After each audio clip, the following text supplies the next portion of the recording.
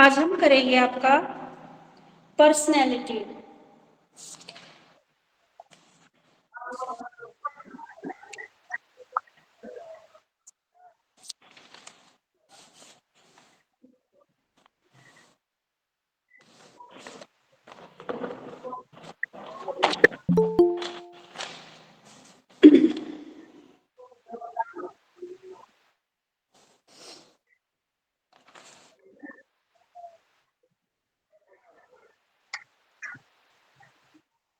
Ma'am page number please बता दीजिएगा।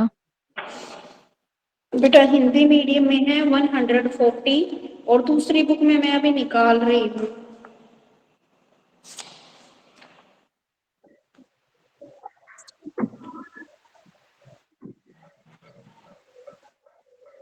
और इंग्लिश मीडियम में है पेज नंबर 82।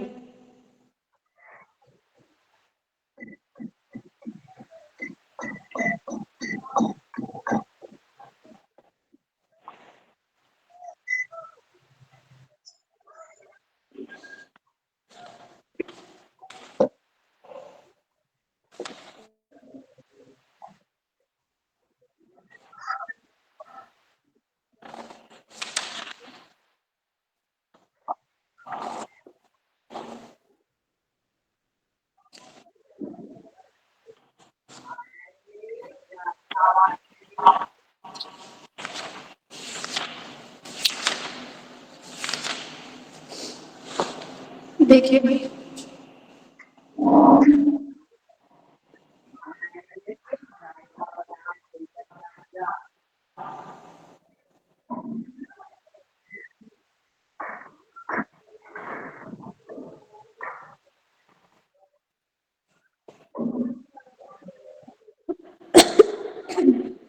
पर्सनैलिटी सबसे पहले देखेंगे कि पर्सनैलिटी होती क्या है। Personality is a characteristics way of thinking, fulfilling and behaving. व्यक्ति सोचने, महसूस करने और व्यवहार करने का एक विशिष्ट तरीका होता है हमारी पर्सनैलिटी। ठीक है। It is mostly clearly expressed in interaction with other people. इसे अन्य लोगों के साथ जो भी हम इंटरेक्शन करते हैं उसमें स्पष्ट रूप से व्यक्त किया जाता है। ठीक है। The word personality has been derived from Latin word persona, which means a mask. ठीक है, वो by actor while performing a character role on the stage। जो पर्सनैलिटी शब्द है वह हमारा लेटिन भाषा के पर्सोना से हुआ है, जिसका अर्थ है मुखौटा। ठीक है। पर्सनालिटी व्यक्ति के चरित्र, ज्ञान, शक्ति व शरीर गठन का स्थायी व टिकाऊ संगठन है जो वातावरण में उसे अपूर्व एडजस्टमेंट का निर्धारण करता है। तो आइए भाई सबसे पहले देखते हैं क्या होती है हमारी पर्सनैलिटी। जो पर्सनैलिटी वर्ड है ना भाई, वो हमारे लेटिन भाषा के वर्ड पर्सोना से लिया गया है, जिसका अर्थ होता है मुखौटा या नकली चेहरा। अगर हम अपने आम भाषा में बोला जाए तो हम पर्सनैलिटी शब्द का प्रयोग शारीरिक, दृढ़, स्वास्थ्य, सुंदरी और बाहर से दिखाई देने वाले तत्वों के संदर्भ में किया जाता है, परंतु पर्सनैलिटी में व्यक्ति के व्यवहार का समग्र रूप सामने आता है। इसमें व्यक्ति का आंतरिक और बाह्य दोनों एस्पेक्ट्स को अध्ययन करके पर्सनैलिटी में स्थान देना चाहिए। इसने क्या बोला है कि जो हम एक दूसरे का हम क्या है, किसी भी व्यक्ति के शरीर को देखकर, उसके क्या उसके स्वास्थ्य को देखकर, उसके बाहरता को देखकर हम क्या करते हैं, पर्सनैलिटी को जज करते हैं। लेकिन पर्सनैलिटी में हमारा बिहेवियर भी शामिल होता है। ये हमें बताता है कि हमारा इंटरनल और एक्सटर्नल हमारे बिहेवियर के दोनों एस्पेक्ट हमारी पर्सनैलिटी में शामिल होते हैं। ठीक है। अब इसमें आलपोर्ट बताते हैं personality is a dynamic organisation with the individual of their psychophysical system that determine his unique adjustment to the environment. Allport साहब क्या बोलते हैं कि जो हमारी पर्सनालिटी है वो क्या है, एक साइकोफिजिकल सिस्टम है। ठीक है, जो कि हमारे वातावरण के साथ एडजस्टमेंट का निर्धारण करता है। ठीक है। तो हमारा मीनिंग देखा जाए तो पर्सनैलिटी क्या है, हमारा जो हमारा फिजिक दिख रहा है वो, और बाकी जो हमारा बिहेवियर के इंटरनल और एक्सटर्नल दोनों एस्पेक्ट हमारी पर्सनैलिटी में जुड़े हुए हैं। ठीक है।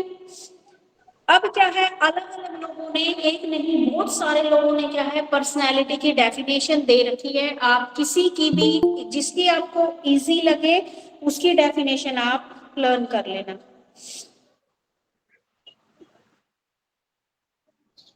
ठीक है। उसके बाद आती है आपकी करेक्टरिस्टिक्स ऑफ पर्सनैलिटी। पर्सनैलिटी क्या है? डायनामिक इन नेचर, ठीक है, ये प्रकृति में गतिशील है, ये फिजिकल और साइकोलॉजिकल कंपोनेंट से मिलकर बनी है, ठीक है, शारीरिक और मनोवैज्ञानिक दोनों घटक इसमें शामिल होते हैं। पर्सनैलिटी हमारी हेरिडिटी और इन्वायरमेंट दोनों का इसके ऊपर इफेक्ट होता है। Personality is each individual is unique, हर एक व्यक्ति की पर्सनैलिटी क्या होती है? अलग होती है, ठीक है। व्यक्ति में किसी आप देखते हो, चाहे दो व्यक्ति मान लीजिए, दो बच्चे जुड़वा ही क्यों न हो, एक जैसा व्यवहार नहीं करते हैं, ठीक है। दो बच्चे अगर ट्विंस है ना, तो उनके भी बिहेवियर में या उनके भी फिजिक में क्या है, आपको डिफरेंस नजर आता है। तो यही हमारी क्या है? पर्सनैलिटी कहलाती है। It is overall collection of quality. हमारी जो पर्सनैलिटी होती है, ये हमारी जितनी भी क्वालिटीज हैं उन सब कलेक्शन है। आगे it is ability of adjustment. हमारी पर्सनैलिटी ही हमें किसी भी इन्वायरमेंट में एडजस्ट करना सिखाती है, ठीक है। तो यह एडजस्टमेंट की एक क्या है? एबिलिटी है। ये क्या होती है? हमारी गोल डायरेक्टेड होती है, लक्ष्य निर्देशित होती है। It is the combination of cognitive, affective and psychomotor aspect. यह हमारे संज्ञानात्मक, भावनात्मक और गत्यात्मक पहलू का संयोजन है, ठीक है, हमारी पर्सनैलिटीज।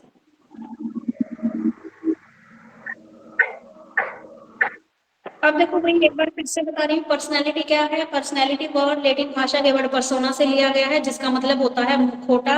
या अगर हम अलग अलग जो भी हमारे साइकोलॉजिस्ट है, उन्होंने पर्सनैलिटी को अपने अलग अलग हिसाब से डिफाइन किया है। किसी ने बताया कि हमारी पर्सनैलिटी हमारी जो फिजिकल जो हेल्थ है उसको देख के पता लगती है, तो कई बोलते हैं कि हमारे बिहेवियर से पता लगती है हमारी पर्सनैलिटी। अगर देखा जाए तो ये क्या है? हमारी ओवरऑल जो भी हमारी फिजिक है, हमारा शरीर कैसा है, ठीक है, उसकी बनावट कैसी है और हमारा व्यवहार कैसा है, उसके इंटरनल और एक्सटर्नल दोनों एस्पेक्ट को इसमें पर्सनैलिटी में शामिल किया गया है। उसके बाद हमने पढ़ा था करेक्टरिस्टिक्स ऑफ पर्सनैलिटी। पर्सनैलिटी कैसी होती है भाई? हमारी डायनेमिक होती है नेचर की, इसमें हमारे फिजिकल और साइकोलॉजिकल दोनों कंपोनेंट होते हैं। ये हमारी हेरिडिटी और इन्वायरमेंट से इफेक्ट होती है हमारी पर्सनैलिटी। और हर एक बंदे की पर्सनैलिटी क्या होती है? यूनिक होती है, ये इसकी करेक्टरिस्टिक्स है।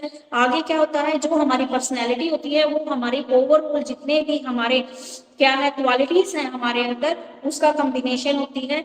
हमारी पर्सनैलिटी भी हमें हर एक इन्वायरमेंट में एडजस्टमेंट करना सिखाती है, ठीक है। इसमें क्या है? हमारे कोग्निटिव, ऑब्जेक्टिव, साइकोमोटर तीनों एस्पेक्ट शामिल होते हैं। हमारा संज्ञानात्मक, हमारा भावात्मक और हमारा गत्यात्मक, तीनों पहलू इसके अंदर शामिल होते हैं। तो ये थी हमारी पर्सनैलिटी की कैरेक्टरिस्टिक्स।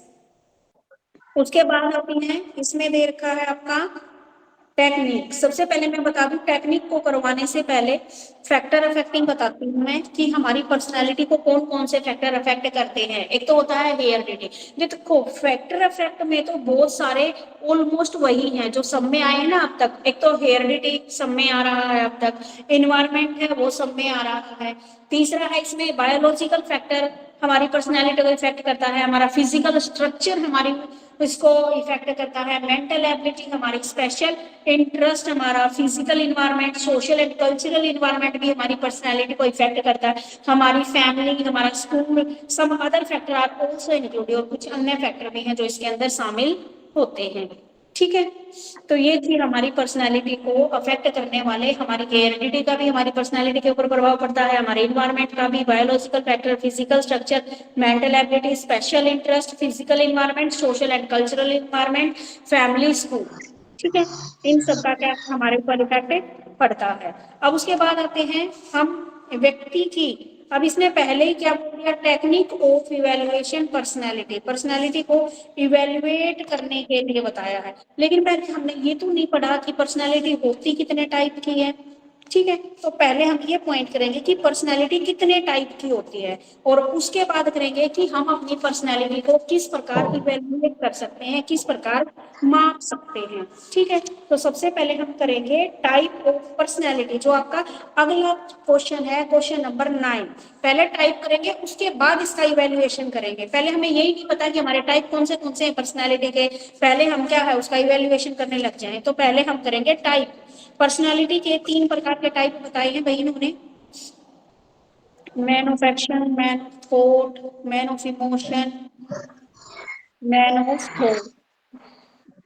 अब यहाँ पर भी भाई क्या है, अलग अलग लोगों ने दिए हैं, हमारी जो पर्सनैलिटी के टाइप है ना, ये भी अलग अलग लोगों ने अलग अलग तरीके के दिए हैं। ठीक है, किसी ने कितने टाइप बताए हैं, किसी ने कितने ही टाइप बताए हैं हमें।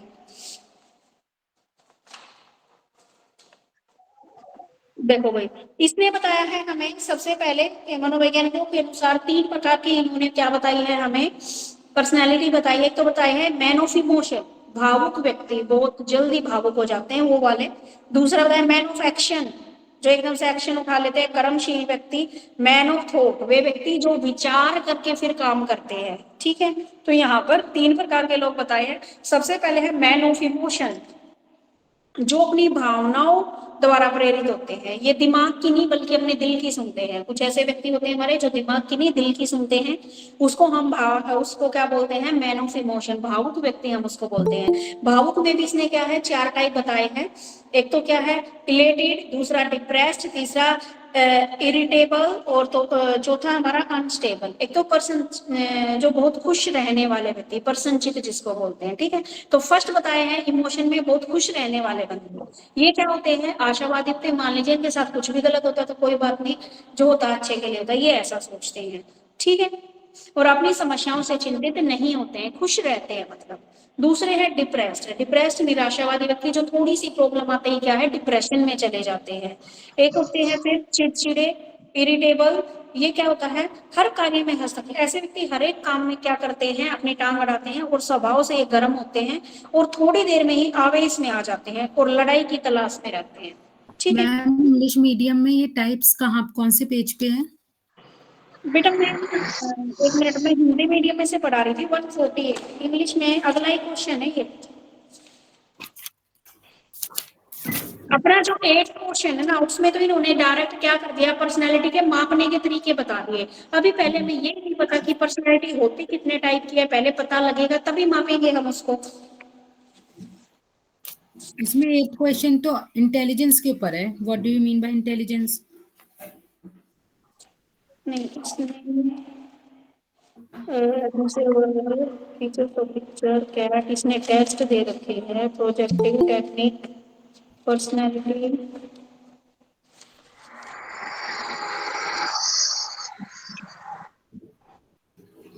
इसी में तो बेटा आपका तो 83 पे ही है, ये अलग से कुछ नहीं दे रखा आपका, इसमें ज्यादा एलोबरेट करके दे रखा आपका हिंदी मीडियम में।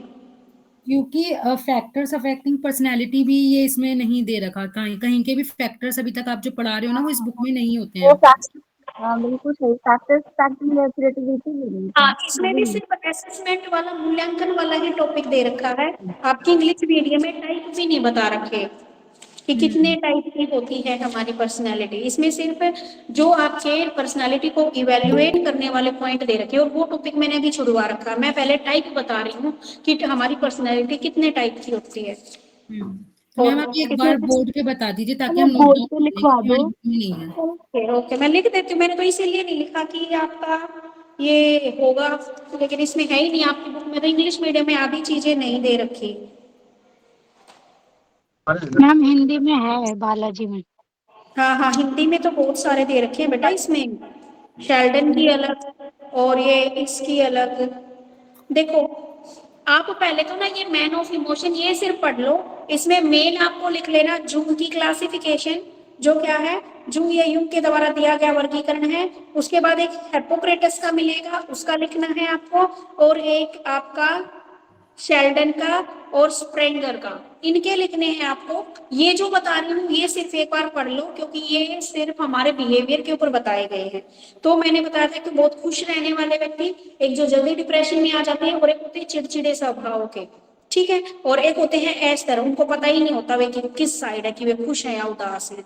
ठीक है, ये होते हैं सारे इमोशन वाले।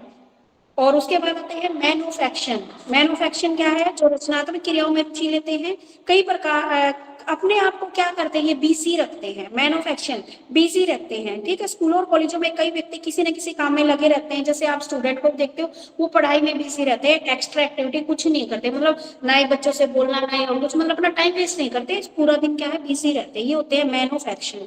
उसके बाद आता है मैन ऑफ थॉट, थॉट वाले विचारशील व्यक्ति। इसमें बताया गया आपका एब्स्ट्रैक्ट एब्स्ट्रैक्ट थिंकर और आइडिया थिंकर्स और थिंकर्स यानी कि सूक्ष्म चिंतक।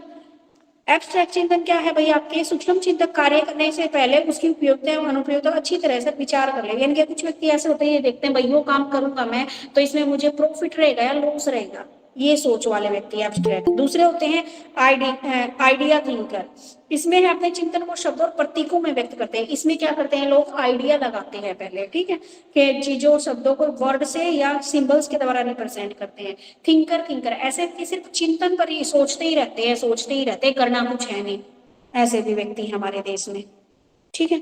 अब जो है ये लिखना पड़ेगा आपको, क्योंकि ये जो अब लिखूंगी ये इंपॉर्टेंट है आपका। जो हमारी पर्सनैलिटी है अलग अलग बताए हैं, तो यहाँ पर हमें कई प्रकार के जो साइकोलॉजिस्ट हैं, अलग अलग साइकोलॉजिस्ट ने अलग अलग तरीके से बताए हैं। सबसे पहले आती है हमारी जुंग की क्लासिफिकेशन। जुंग भी बोल सकते हैं, हिंदी में ये लिख रखा है जुंग। 2 दिए हैं इसको, वो पोंछने के लिए लगता है निकाले हैं। और पर्सनैलिटी, अच्छा कपड़ा, खराब कपड़ा नहीं है, वो तो हम पोछा लगाए थे। नहीं, देखो बेटा इसमें बताया गया है, बार बार रूही माइक ऑफ कर लीजिए अपना। जूम क्लासिफिकेशन, जूम ने 2 प्रकार के व्यक्ति बताए हैं, एक बताया है इंट्रोवर्ट और एक बताया है एक्सट्रोवर्ट, अंतर्मुखी और बहिर्मुखी। जूम ने हमारा क्या बताया है, 2 टाइप के व्यक्ति बताए हैं। एक तो बताए हैं हमारे इंट्रोवर्ट नेचर के,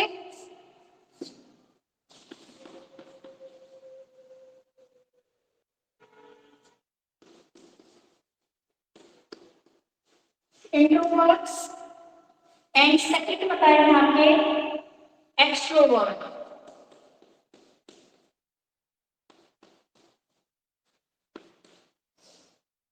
इंट्रोवर्ट कौन से होते हैं भाई, जो अकेले रहना जिसको पसंद होता है, ठीक है।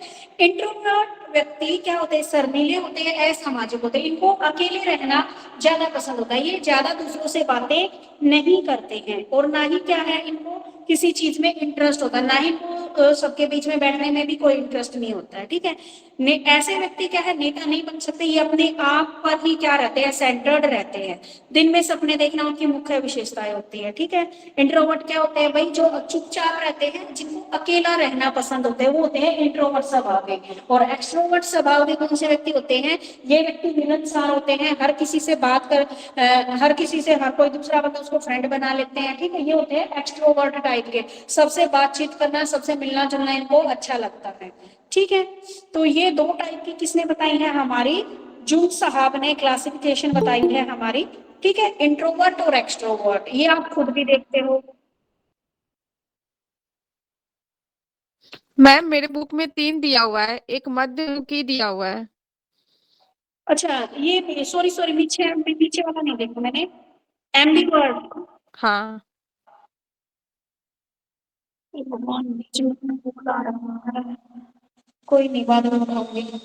तीसरा एम्बिवर्ट,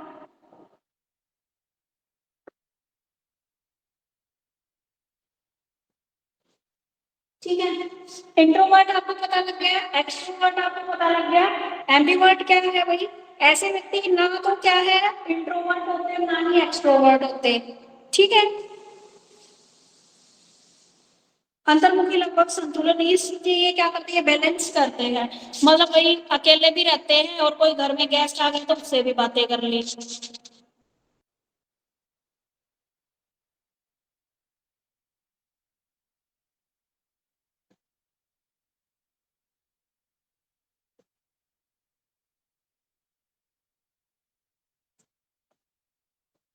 ठीक है, तो एम्बिवर्ट में क्या है, दोनों टाइप के गुण होते हैं, इंट्रोवर्ट वाले भी और एक्सट्रोवर्ट वाले भी, ठीक है। अब देखो भाई डिफरेंस बता रखा है, इंट्रोवर्ट में और एक्सट्रोवर्ट में क्या डिफरेंस है।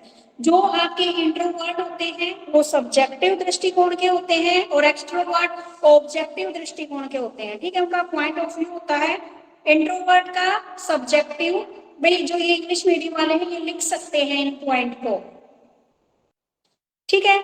क्या होते हैं? सब्जेक्टिव के, और एक्सट्रोवर्ट ऑब्जेक्टिव। और जो दूसरे हैं हमारे इंट्रोवर्ट, सोलिट्यूड इन नेचर, ठीक है, उनका इंटरेस्ट सोलिट्यूड होता है, यानी कि एकांत में रहना। और एक्सट्रोवर्ट का इंटरेस्ट किस में होता है? सोसाइटी के अंदर, ठीक है। इंट्रोवर्ट स्वभाव के जो व्यक्ति होते हैं वे आइडियलिस्ट होते हैं, आदर्शवादी होते हैं। और एक्सट्रोवर्ट वाले रियलिस्ट होते हैं, ये क्या होते हैं? यथार्थवादी होते हैं। वे सेल्फ सेंटर्ड होते हैं। और एक्सट्रोवर्ट वालों का इंटरेस्ट अदर पीपल्स के अंदर होता है, अन्य लोगों में रुचि रखते हैं, और वे अपने आप के अंदर सेल्फ सेंटर्ड होते हैं। जो आपके इंट्रोवर्ट होते हैं वो क्या है? Ma'am can you repeat introvert objective होते हैं सब्जेक्टिव? देखो बेटा, इंट्रोवर्ट होते हैं सब्जेक्टिव ओके मैम। और एक्सट्रोवर्ट होते हैं objective. Okay ma'am, thank you. अब इंट्रोवर्ट होते हैं भाई सॉलिट्यूड, एकांत में रहने वाले, और एक्सट्रोवर्ट सोसाइटी में। वो तो एकांत में इंटरेस्ट रखते हैं और ये सोसाइटी में इंटरेस्ट रखते हैं।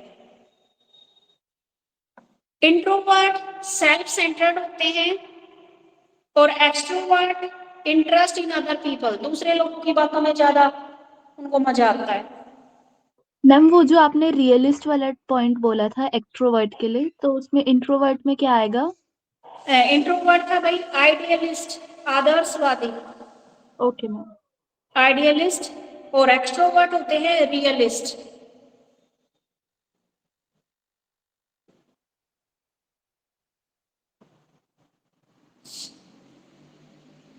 फिफ्थ पॉइंट है इंट्रोवर्ट का, ये चिंताओं के प्रति रुझान होता है, वो चिंता मुक्त होते हैं। इनकी इंट्रोवर्ट वालों की राइटिंग अच्छी होती है, ये राइटिंग में अच्छे होते हैं। और एक्सट्रोवर्ट वाले बोलने में ज्यादा अच्छे होते हैं, बेटर इन स्पीच। अब ये देखो, ये सारे गुण ना तुम बच्चों में भी मिलते मिलेंगे।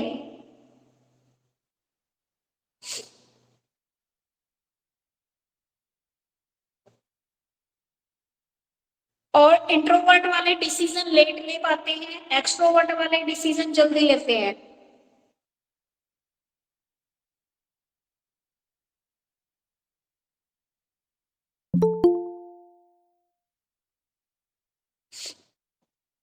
इंट्रोवर्ट स्वभाव के जो व्यक्ति होते हैं वो सबमिशन यानी कि आज्ञा पालक होते हैं। और एक्सट्रोवर्ट वाले डोमिनेंट, दूसरों पर अपना वो चलाते हैं, प्रभुतापूर्ण होते हैं।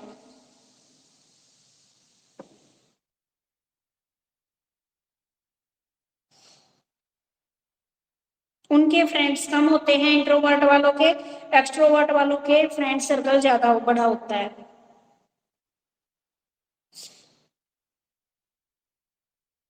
वो जल्दी एडजस्ट नहीं कर पाते और एक्सट्रावर्ट वाले जल्दी एडजस्ट कर लेते हैं। ठीक है, तो अब अपनी क्लास में भी कुछ बच्चे इंट्रोवर्ट स्वभाव के होंगे और कुछ एक्सट्रोवर्ट के और कुछ एम्बिवर्ट के हो सकते हैं, दोनों तरह का स्वभाव हो सकता है। तो मेरा तो है एक्सट्रोवर्ट, मैं तो बड़ा जल्दी दूसरों से बातें करने लग जाती हूँ। मुझे तो अपना एम्बिवर्ट लगता है। हाँ, तो बोल रहे ना, किसी का इंट्रोवर्ट में मिलेगा, किसी का एक्सट्रोवर्ट में मिलेगा और किसी का एम्बिवर्ट में। तो ये जितने इसने डिफरेंस बताए ना, मेरे तो सारे एक्सट्रोवर्ट वाले हैं। मैम मेरी ज्यादातर राइटिंग एम्बिवर्ट बड़ी सुंदरी है, अब बोलने में मैं बहुत अच्छी हूँ। हम एक बार एम्बीवर्ट का मतलब बता दीजिए। एम्बिवर्ट में ये बताया गया कि व्यक्ति ना तो इंट्रोवर्ट होता ना ही एक्सट्रोवर्ट होता, इन दोनों के मिक्स गुण होते हैं उसके अंदर। कभी तो क्या है, वो इंट्रोवर्ट जैसा बिहेवियर कर रहा है, कभी वो एक्सट्रोवर्ट वाला बिहेवियर कर रहा है। ठीक है, मतलब उसको अकेला रहना भी पसंद है, लेकिन मान लीजिए कोई घर में गेस्ट आ गया तो सबके पास आके बैठ गया, तो वो एक्सट्रोवर्ट वाला गुण आ गया उसके अंदर। कई बंदे ऐसे होते हैं, घर में चाहे मेहमान आए चाहे कुछ रहे, उनको अकेले रहना तो अकेले ही रहना है। ठीक है, कुछ ऐसे होते हैं कि घर में बंदे, कोई दूसरा बंदा आ गया, हाँ भाई बड़ा खुश हो गया वो तो दूसरे बंदे को देखते ही। ठीक है, तो एम्बिवर्ट ने दोनों के गुण बताए हैं भाई। ठीक है, कुछ इसके कुछ इसके। अब आगे आते हैं, ये क्लियर हो गया जूम की classification. Yes, ma'am. All clear. Okay, अब आते हैं हम हिपोकेटस के अकॉर्डिंग। ठीक है, अब इसमें देखेंगे हमारा स्वभाव कैसा है भाई। इसमें तो हमें बेटर तरीके से क्लियर हो गया कि कौन से उसका है नेचर का। अब इसके अकॉर्डिंग देखते हैं भाई हम कैसे हैं।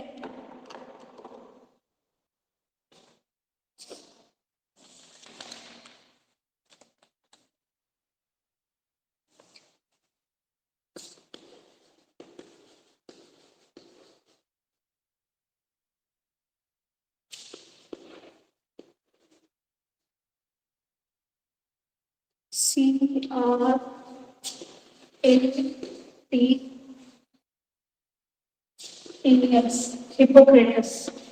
हिपोक्रेटस ये एक व्यक्ति है।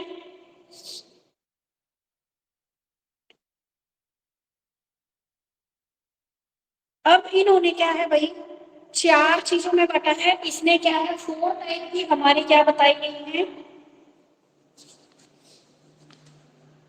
हाँ जी, 4 टाइप के बताए हैं इसने। Chloric,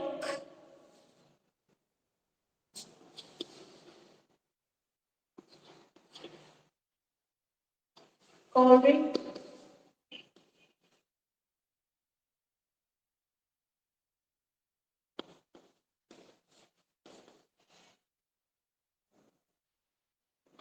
मेटाएनोलिक,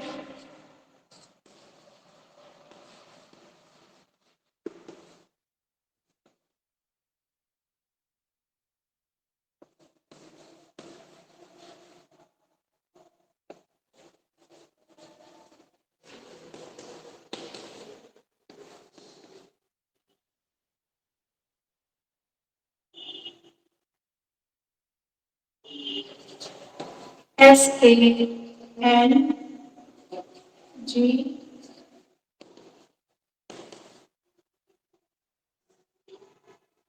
सैंगुनिक, SANGUINIC, sanguinic. देखो बेटा, बता दीजिए। कॉलरिक वाले हैं आपके चुस्त परंतु स्वभाव से चिड़चिड़े। ठीक है, इनको बोला है भाई हमेशा मैं जल्दी में होते हैं, चिड़चिड़े स्वभाव के होते हैं, चुस्त होते हैं, लेजी लेजी बंदे। मैम हाँ मैम जी, हिंदी में बता दीजिए चारों का। अच्छा अच्छा ठीक है बेटा। कॉलरिक ये बताएंगे कफ प्रकृति के व्यक्ति, कोपशील कफ, कफ प्रकृति वाले। आगे है मेटा एनकोलरिक, काले पित्त वाले। आगे है आपका फ्लेगमेटिक, पीले पित्त वाले। और आगे है आपके सैंग्यूनिक, अधिक रुधिर वाले। अब सबसे पहले आते हैं कॉलरिक, कफ प्रकृति वाले। ये व्यक्ति क्या भाई, चुस्त होते हैं और स्वभाव से क्या होते हैं, चिड़चिड़े होते हैं, आवेशपूर्ण होते हैं। और क्या होते हैं भाई कॉलरिक नेचर वालों का स्वभाव भी क्या होता है, क्रोधित होता है। ठीक है, हमेशा जल्दी में रहते हैं, ये भी निपटा ले वो भी निपटा ले। ठीक है, हमेशा जल्दी में रहते हैं, चुस्त रहते हैं, लेजी स्वभाव के, चिड़चिड़े, और इनको गुस्सा बड़ा जल्दी आता है। उसके बाद मेटानकोलिक, काले पित्त वाले, निराशावादी और दुखी व्यक्ति होते हैं, जो हमेशा अपना दुखड़ा रोते रहते हैं, बेचारे चिंता में लगे रहते हैं। उसके बाद है आपके फ्लैगमेटिक, पीले पित्त वाले, आनंद युक्त एवं सुस्त। ठीक है, ये है आपके फ्लैगमेटिक वाले बताए हैं शांत निष्क्रिय। इसने बताए हैं आनंद युक्त, खुश रहते हैं, चुस्त और हमेशा सुस्त रहते हैं। भाई पहले वाले चुस्त थे, ये है सुस्त। चुस्त वाले जल्दी जल्दी काम निपटाते थे, मैं दिमाग में उल्टा सोच रही। आगे हैं आपके सैंग्यूनिक, अधिक रुधिर वाले, सीगरगाई और आशावादी व्यक्ति। अब फिर से बताते हैं भाई। सबसे पहले होते हैं हमारे कॉलरिक नेचर के। ये व्यक्ति कैसे होते हैं, चुस्त और एकदम से चुस्त होते हैं। ठीक है, स्वभाव से थोड़ा क्या होता है, चिड़चिड़े होते हैं, ये जल्दी जल्दी काम निपटाने वाले व्यक्ति होते हैं कि भाई फटाफट ये भी कर दो, ये भी कर दो, लेकिन गुस्सा बड़ा आता है इनको, बहुत गुस्सा आता है, काम तो बहुत ज्यादा करते हैं बेचारे, पर क्या करें, गुस्सा आता है। आगे आके मेटाएल्कोहलिक, ये व्यक्ति कैसे होते हैं भाई, निराशावादी होते हैं, हमेशा बेचारे दुखी रहते हैं, किसी ना किसी चिंता में पड़े रहते हैं, खुशी का माहौल होगा तब भी इनके टुकड़े खत्म नहीं होते। उसके बाद आते हैं आपके फ्लैगमेटिक, इसमें बताया है आपके आनंद युक्त, बड़े मजे से रहते हैं, कोई काम की टेंशन नहीं होती इन्हें, काम बांटना चाहिए, ठीक है, सुस्त होते हैं। आगे आते हैं सैंग्यूनिक, सैंग्यूनिक आपके अधिक रुधिर वाले, ये होते हैं आपके आशावादी व्यक्ति होते हैं, ठीक है, उत्साही होते हैं, किसी भी काम को करने के लिए इनके अंदर एकदम उत्साह आ जाता है, मैं करूंगा इसको तो फटाफट, ठीक है, ये भी खुश रहते हैं। समझ में आ गए चारों? अब देख लेना भैया आप कौन सी टाइप के हो इसमें से।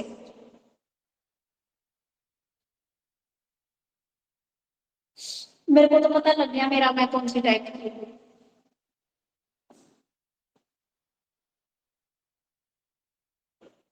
समझ में आ गया ये हिपोक्रेटस वाला, हिपोक्रेटस वाला? Yes ma'am. हिपोक्रेटस जो थे ना, ये सबसे पहले साइकोलॉजिस्ट थे, ये एक डॉक्टर थे। आपको पता है जब भी डॉक्टर बनता है ना कोई, उसको हिपोक्रेटस की शपथ दिलाते हैं। जैसे हमारे देश में आप लगा लो, कोई भी आप ये लगा लो, कोई भी किसी बड़ी पदवी पे जाता है तो उसको पहले शपथ दिलाई जाती है अपने काम के प्रति, ठीक है। तो जो मेडिकल लाइन होते हैं उसमें हिपोक्रेटस की क्या दिलाई जाती है, शपथ दिलाई जाती है। जब भी वे डॉक्टर बनने से पहले जो उनकी अपॉइंटमेंट होती है ना, अपॉइंटमेंट जिस दिन की शपथ ग्रहण होता है तो हिपोक्रेटस की दिलाई जाती है, ठीक है। तो इन्होंने चार कोलरिक, मेटाएल्कोहलिक, फ्लैगमेटिक एंड सैंग्यूनिक, चारों टाइप के व्यक्ति बता दिए। अब इन चारों में से हमारी पूरी क्लास में 4 प्रकार के बच्चे मिलेंगे।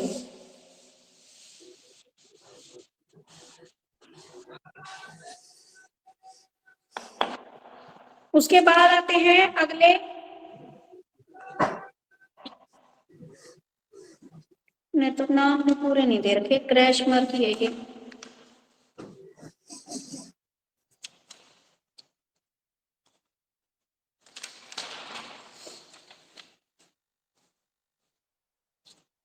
आ गया था आपका क्रैश मार्क का। आपके बेटा हिंदी में ये ना, ये क्रैचर गलत लिखा है, क्रैचर नहीं है वो क्रैशमर है, KRECHMER,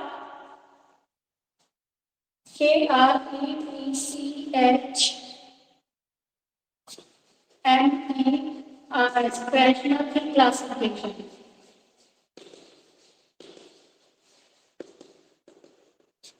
क्रैशमर में आपके क्या है, 4 प्रकार के व्यक्ति बताए हैं। एक तो है आपके पिकनिक, PYKNIC, पिकनिक टाइप। इसमें ये होते हैं भाई गोलकाय, या जिसको बोल सकते हैं शक्तिहीन।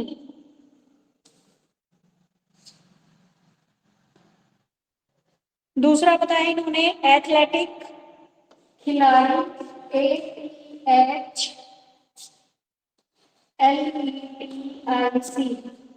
एथलेटिक। आगे हैं एस्थेटिक,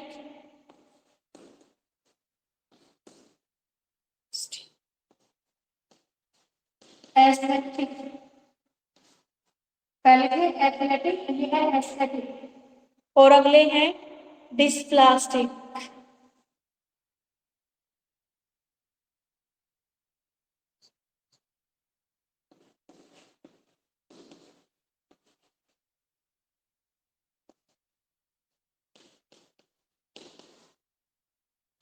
डिस्प्लास्टिक, इसने 4 टाइप के बताए हैं भाई। सबसे पहले है पिकनिक शक्तिहीन, ये व्यक्ति क्या होते हैं, दुबले पतले होते हैं, ठीक है, बिल्कुल पतले से मरीज से ये व्यक्ति दिखाई देते हैं। इनकी भुजाएं पतली, सीना छोटा होता है। ये दूसरों की आलोचना करना पसंद करते हैं, क्रिटिसाइज करना पसंद करते हैं, ठीक है।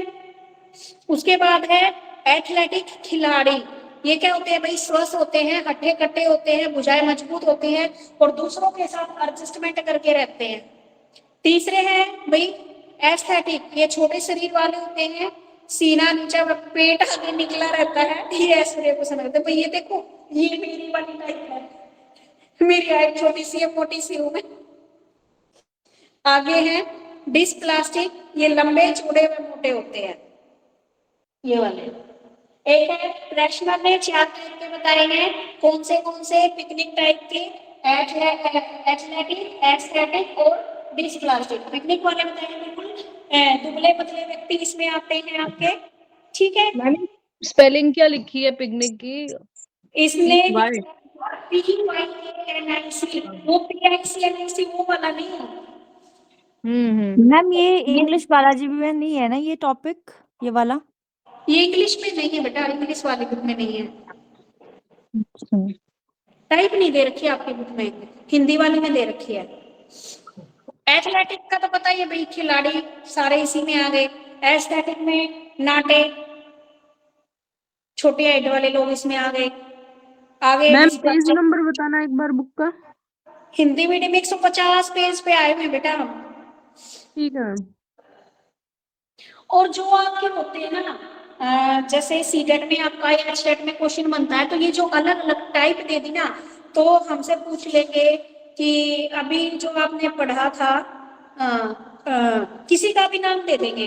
जैसे अभी हमने 1 या 2 कर लिए हैं, तो मैं इसमें पूछ लेंगे कि एथलेटिक्स किसने दे रखा है, कि पर्सनैलिटी का मान लीजिए कॉलरिक जो नेचर है वो किसने डिफाइन कर रखा है, तो किसकी में आता है, याद ही नहीं रहता। हिपोक्रेटस के अंदर आता है वो। और इंट्रोवर्ट किसने दे रखा है, ऐसे पूछ लेते हैं। या फिर ऐसे दे देंगे कि ये व्यक्ति स्वभाव से चिड़चिड़े हैं और क्या गुस्सा ज्यादा आता है, ये कौन सी टाइप में आते हैं, तो उसमें 4 ऑप्शन दे देंगे हमें। आपके कॉलरिक वाले आ गए, आपके फ्लैगमेटिक आ गए, इंट्रोवर्ट आ गए, एक्सट्रोवर्ट आ गए, ऐसे दे देंगे क्वेश्चन, ठीक है।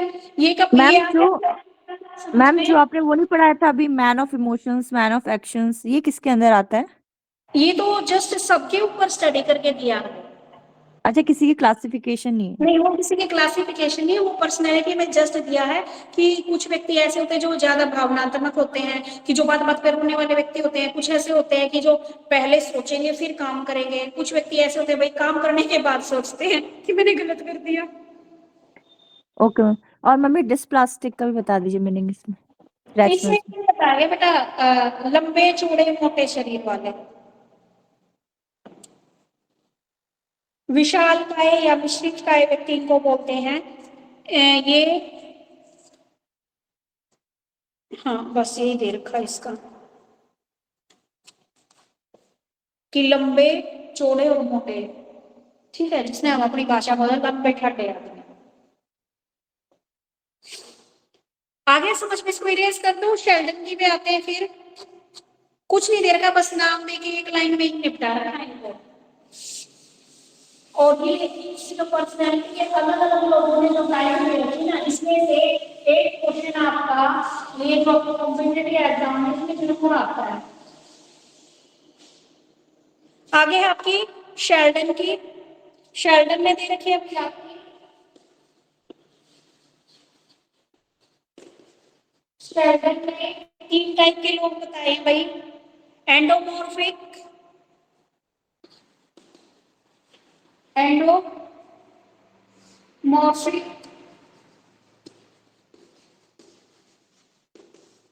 दूसरे बताए हैं इन्होंने मीजोमॉर्फिक,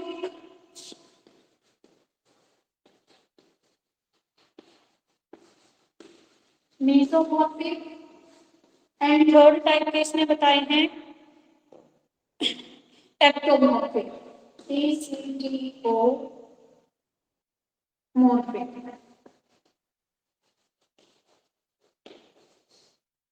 अब सबसे पहले एंडोमॉर्फिक, गोलाकार।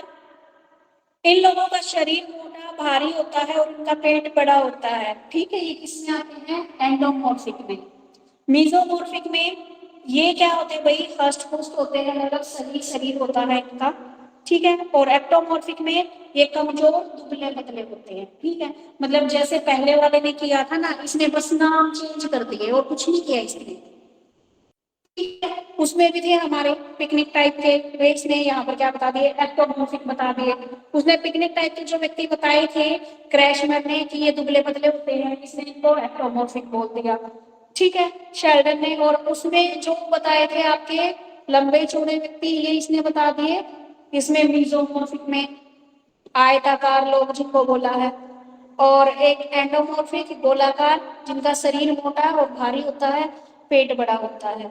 ठीक है, ये वाले बताए हैं।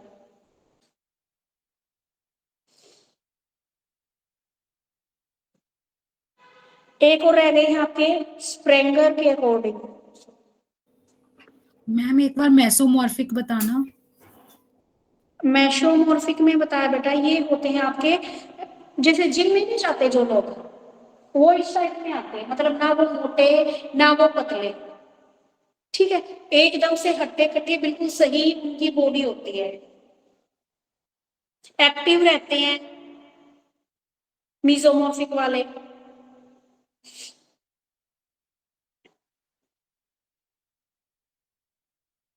एक्टोमॉर्फिक वाले बिल्कुल दुबले पतले होते हैं, और क्या होते हैं, ये सेंसिटिव ज्यादा होते हैं। ठीक है, और ये जो मस्क्यूलर इनकी बॉडी होती है। ठीक है, बिल्कुल अच्छे, जैसे वो लोग जिम में जाते हैं ना, बॉडी बनाते हैं, वो वाले लोग मीजोमॉर्फिक में आते हैं। ठीक है, ये क्या होते हैं, एसर्टिव होते हैं, और ये वाले बिल्कुल मोटे होते हैं। ठीक है, मोटे गोलाकार शरीर के, पेट बिल्कुल मटके जैसा। तो ये इन सारी जितनी ये बता रहे हैं ना, हम लोगों के ऊपर भी अप्लाई हो रहे हैं। देखो बेटा, एक बार एक बच्चे की रिक्वेस्ट आएगी, इंग्लिश में भी बता दीजिए।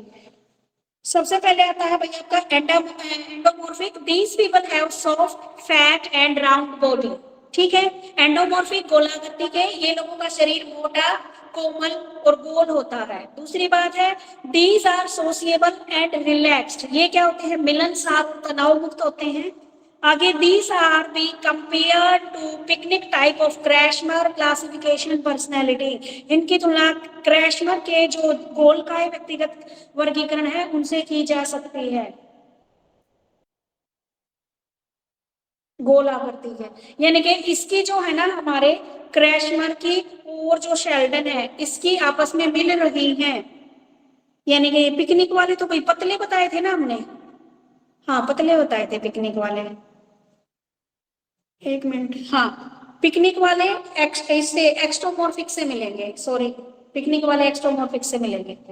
ठीक है, समझ में आ गई। Endomorphic, these people have soft fat and round body. These are sociable and relaxed, मिलनसार होते हैं और तनाव मुक्त रहते हैं। एंडोमॉर्फिक, गोलाकृति के व्यक्ति को हम बोलते हैं। आगे आता है मीजोमॉर्फिक, आयताकार जिनकी बॉडी होती है। Mesomorphic persons are physically strong, balanced, secular and energetic. ठीक है, जो आपके आयताकार शरीर वाले व्यक्ति होते हैं, मजबूत, संतुलित और ऊर्जावान होते हैं। They have a strong physique, sound health and are active. इनके पास क्या होता है, एक स्ट्रॉन्ग फिजिक होती है, इनका स्वास्थ्य अच्छा रहता है और ये एक्टिव रहते हैं। ठीक है, these people are active and brave. ये क्या होते हैं, साहसी और बहादुर व्यक्ति होते हैं।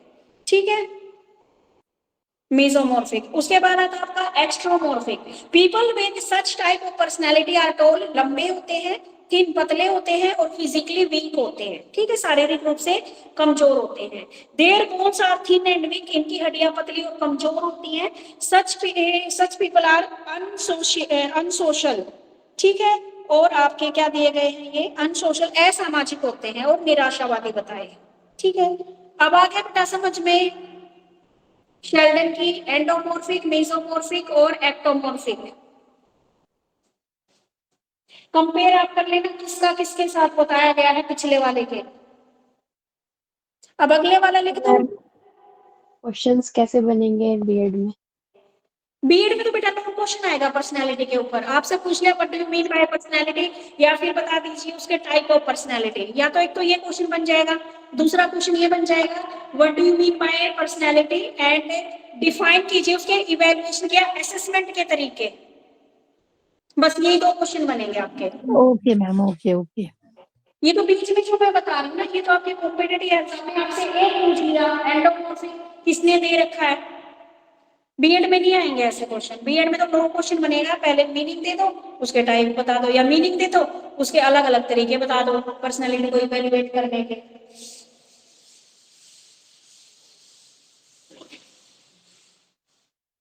उसके बाद एक रह गया है हमारा स्प्रेंगर।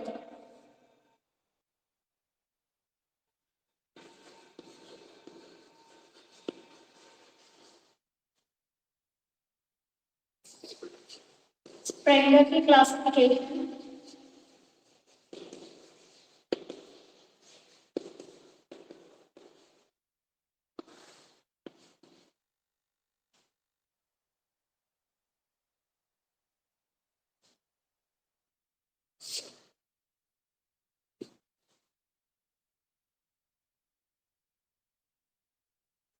इसमें बताए गए भाई आपके principle, economic, artist, politician and religious. Theoretical, कुछ व्यक्ति होते हैं थ्योरेटिकल टाइप,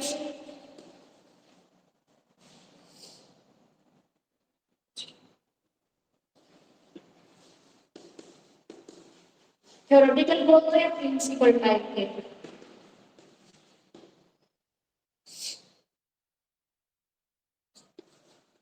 ये लोग हमेशा लेक्चर झाड़ते रहते हैं, ऐसा करोगे तो ऐसा हो जाएगा, ऐसा करोगे तो ऐसा हो जाएगा। दूसरे बताइए इकोनॉमिकल,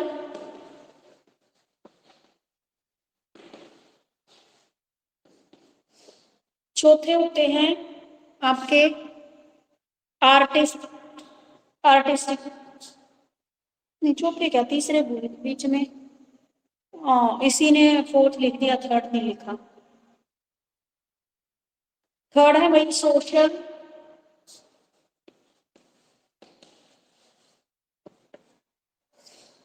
फोर्थ है भाई आर्टिस्टिक,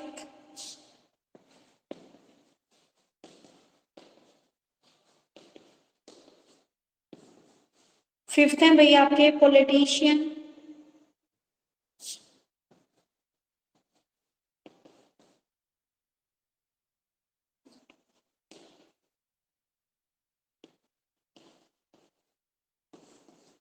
एंड नेक्स्ट है religious.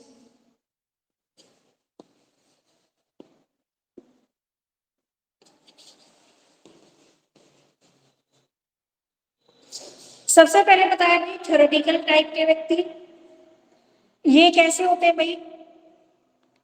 Such person give priority to rules and principle, ऐसे व्यक्ति नियम और सिद्धांतों को प्रमुखता देते हैं। इसमें आपके एग्जाम्पल ले लिए, इसमें फिलोसफर, राइटर, साइंटिस्ट, जर्नलिस्ट, ठीक है, ये सारे व्यक्ति, दार्शनिक, साहित्यकार, लेखक, वैज्ञानिक, पत्रकार, ये किसके हैं भाई? थ्योरेटिकल पर्सनैलिटी के। थ्योरेटिकल पर्सनैलिटी क्या हुए?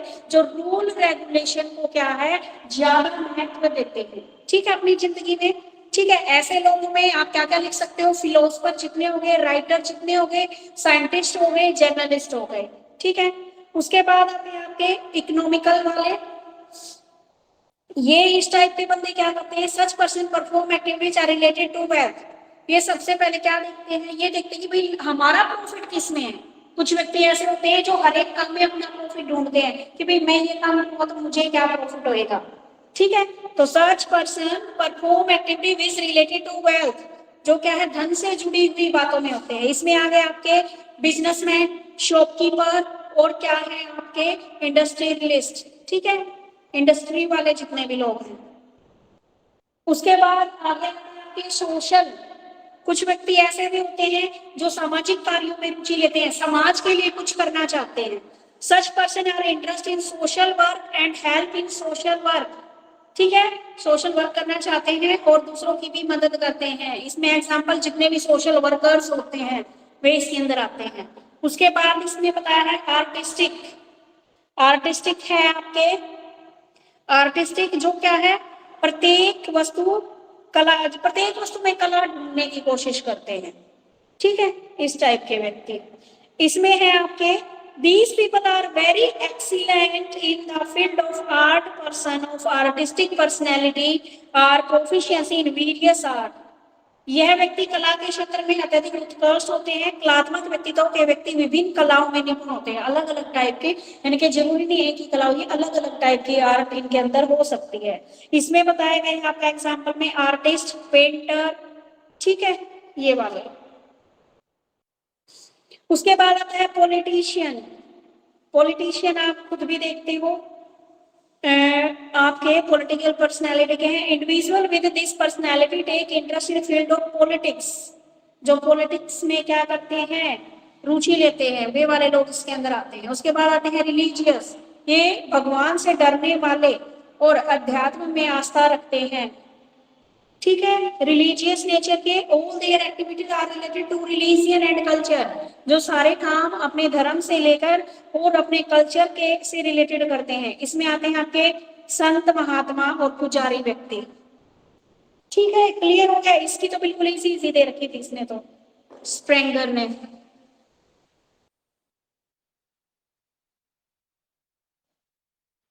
अब इसमें से भी हम कोई ना कोई तो होंगे।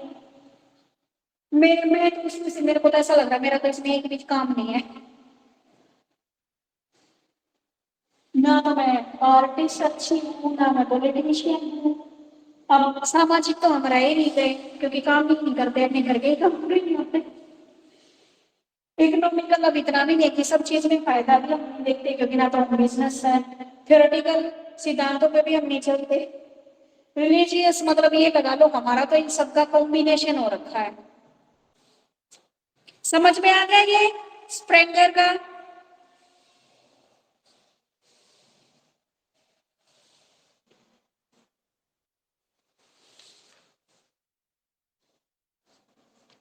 अभी इन्होंने फ्राइड की साइको एनालिटिकल थ्योरी इसमें क्यों घुसा दी?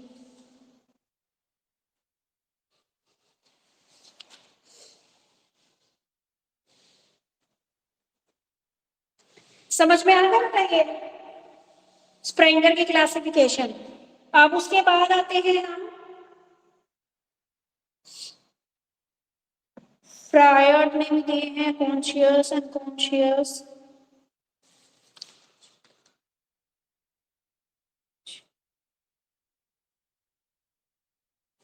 अब ये थ्योरी आ गई है पर्सनैलिटी की, ठीक है। अब जितने टाइप थे, टाइप खत्म हो गए हैं, अलग अलग लोगों ने दिए।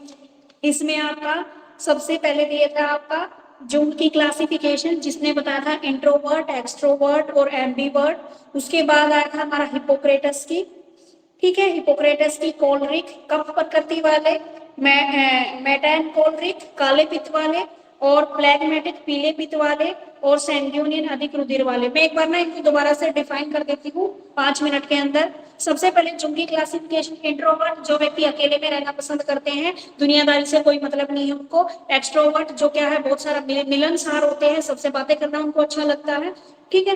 एक होते हैं एम्बीवर्ट, जिसमें इंट्रोवर्ट और एक्सट्रोवर्ट, मध्यमुखी, जिसमें आपके इंट्रोवर्ट और एक्सट्रोवर्ट दोनों के गुण जिसमें शामिल होते हैं। उसके बाद हमने पढ़ा था हिपोक्रेटस का। हिपोक्रेटस ने 4 चीजें दी हैं आपकी, कोलरिक, मेटाइन कोलरिक, प्लेगमेटिक एंड सैंग्यूनिक। जो कोलरिक है, कफ प्रकृति के व्यक्ति, इन्होंने बताया कि हमेशा जल्दी में रहते हैं, फटाफट सारे काम निपटाने की सोचते हैं, हाँ, लेकिन स्वभाव से चिड़चिड़े होते हैं, गुस्सा बड़ा जल्दी आता है इनको। दूसरा बताया इसने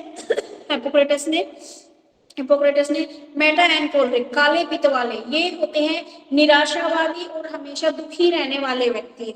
एक फिर बताया इन्होंने प्लेगमेटिक, पीले पित्त वाले, ये क्या है, खुश रहते हैं, आनंदित रहते हैं और सुस्त रहते हैं, ठीक है। उसके बाद इन्होंने सैंग्यूनिक बताए, अधिक रुधिर वाले, ये क्या होते हैं भाई, आशावादी होते हैं, कुछ भी बुरा हो जाए फिर भी ये सोचे कि भाई जो होता है अच्छे के लिए होता है, ठीक है। आशावादी होते हैं ये लोग, और ये खुश भी रहते हैं थोड़ा थोड़ा।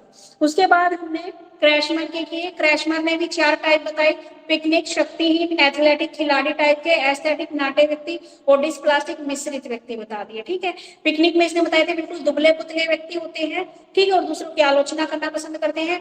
एथलेटिक में खिलाड़ी टाइप के जिनका शरीर क्या होता है, हट्टा कट्ठा होता है, ये वाले लोग, और दूसरों के साथ एडजस्टमेंट करना आसानी से आता है इन लोगों को। उसके बाद इन्होंने बताया एस्थेटिक, जो नाटे बिल्कुल हाइट में छोटे व्यक्ति, मोटे, ठीक है, और पेट आगे निकला हुआ, ये वाले व्यक्ति, और इनको ऐश्वर्य पसंद होता है। ठीक है, उसके बाद होता है डिस्प्लास्टिक मिश्रित, ये लंबे चौड़े और मोटे, इनके दोनों गुण आ गए। मिश्रित डिस्प्लास्टिक में आपके लंबे भी हो गए, मोटे भी हो गए।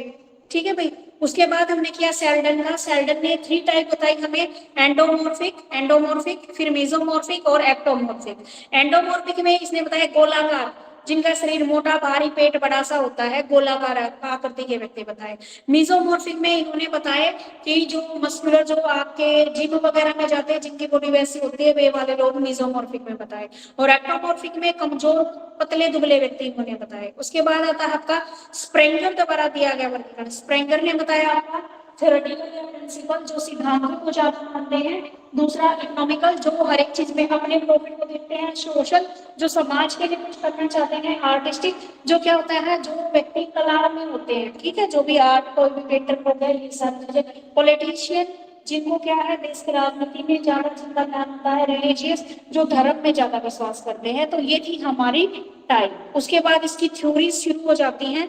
अब थ्योरीज ना करके हम वापस अपने क्वेश्चन पे आएंगे, जहां से हमने अपना क्वेश्चन छोड़ा था, कि जो हमारी पर्सनैलिटी है, पर्सनैलिटी को कौन सी टेक्निक के द्वारा हम इवेल्युएट कर सकते हैं, अपनी पर्सनैलिटी को माप सकते हैं। ठीक है, तो ये वाला क्वेश्चन अब करेंगे हम। Okay ma'am. सारे समझ में आ गए ना? Yes ma'am. अब देखो, अब वापिस अपने पुराने वाले क्वेश्चन पे आ जाते हैं। टेक्निक हमारी पर्सनैलिटी को किस प्रकार इवेल्युएट कर सकते हैं। तो इसने हमारी इवेल्युएशन के 3 मेथड इसने बताए हैं। एक तो बताया है हमारा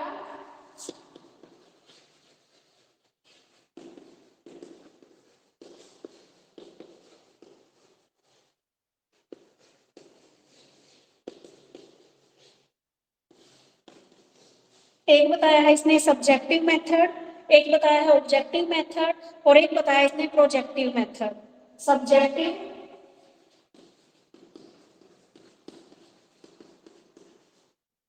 ऑब्जेक्टिव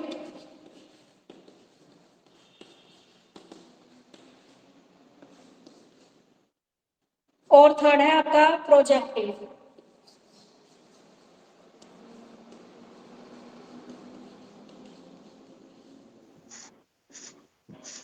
अब आते हैं सबसे पहले हम सब्जेक्टिव पे। सब्जेक्टिव में क्या है, इस मेथड के द्वारा व्यक्ति के एक्सपीरियंस पर निर्भर करता है कि एक व्यक्ति संबंधी सूचना प्राप्त करने के लिए 2 मुख्य साधन उन्होंने बताए हैं। ये बताया भाई सब्जेक्टिव। सब्जेक्टिव का मतलब ये होगा कि भाई मान लो मुझे किसी के बारे में जानना, तो मैं उससे खुद ही पूछ लेती हूँ, ठीक है, या फिर उसके क्या है, जितने भी उसके अड़ोसी पड़ोसी है या उसके जितने भी रिश्तेदार है, घर वाले हैं, उनसे उनके बारे में पूछा मैंने। इसमें इन्होंने पर्सनालिटी मेथड दिया है, ठीक है। दूसरा दिया है इन्होंने कि हम किसी के बारे में भी बायोग्राफी या जीवन आत्मकथा या जीवन कथा उसके बारे में लिख सकते हैं। और एक बताया है इन्होंने इंटरव्यू मेथड। मैडम कह रहे थे अभी जो टॉपिक चल रहा है कौन सा पेज से चल रहा है हमको बता दीजिए, बहुत लेट से हम क्लास ज्वाइन किए हैं। बेटा आप हिंदी मीडियम की बुक है, इंग्लिश मीडियम की book? Ma'am Hindi. Hindi medium की बुक है हमारी, बालाजी की। 142 पेज। Okay, thank you. बेटा ये एक बार इंग्लिश मीडियम वाले को बताना मुझे कितने पे था ये। 84 हाँ ठीक है, मिल गया।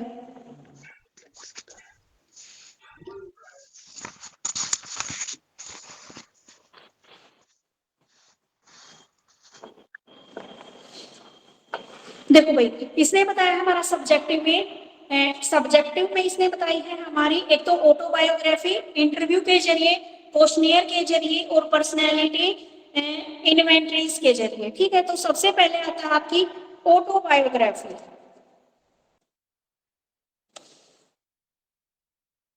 हाँ, इसने अलग अलग लेकर रखा भाई। where an individual behavior in actual life situation can be observed, namely observing technique and situation test। इसने बता दिया अलग अलग। देखो भाई, आप देखो ऑटोबायोग्राफी क्या होती है, जब भी हम क्या है किसी व्यक्ति की जीवन गाथा, एक तो होता है एक व्यक्ति अपने आप लिखता है और एक लिखता है दूसरा व्यक्ति, ठीक है। तो इसमें है आपकी, ये आपने एक बार देख लेना ऑटोबायोग्राफी कौन सी होती है और एक दूसरी होती है। एक तो लिखता व्यक्ति अपने आप लिखता है अपने बारे में, ठीक है, उसको शायद ऑटोबायोग्राफी ही बोलते हैं, ठीक है। आत्मकथा जब व्यक्ति अपने बारे में खुद लिखता है, अब तो उसकी क्या कहलाती है, ऑटोबायोग्राफी कहलाती है। वह अपने जीवन से रिलेटेड बहुत सारी घटनाएं और बहुत सारी बातों को उसमें लिखता है, ठीक है। तो इसके माध्यम से हम व्यक्ति की पर्सनैलिटी के बारे में धारणा बनाते हैं, ठीक है। दूसरी आती है इंटरव्यू के जरिए, हम लोगों को बुलाते हैं, उनसे एक इंटरव्यू लेते हैं, उससे कुछ क्वेश्चन करते हैं उसके बारे में। हाँ जी, thank you Roshni, self return, ठीक है, ऑटोबायोग्राफी सही बताया मैंने, ठीक है। इंटरव्यू में क्या है, हम उनसे पर्सनली, अब यहाँ पर जब पर्सनैलिटी टेस्ट होएगा ना बेटा, तो उसमें इंटरव्यू हम क्या किसी जॉब से रिलेटेड नहीं पूछते। पर्सनैलिटी टेस्ट में हम बंदे से रिलेटेड जो भी क्वेश्चन है उसकी पर्सनैलिटी को जानने के लिए उसी से क्वेश्चन करते हैं, वो होता है इंटरव्यू मेथड।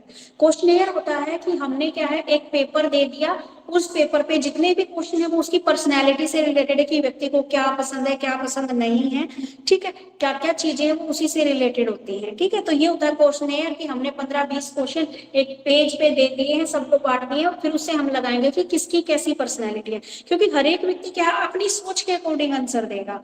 उसके बाद है आपका पर्सनैलिटी इन्वेंटरीज। पर्सनैलिटी इन्वेंटरीज में क्या बताया गया है भाई,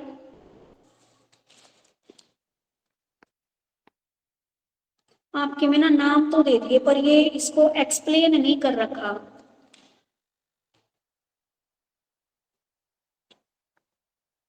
पर्सनैलिटी इन्वेंटरीज में हम क्या कर सकते हैं, हिंदी वाली बुक में फर्स्ट पॉइंट कुछ और दे रखा है।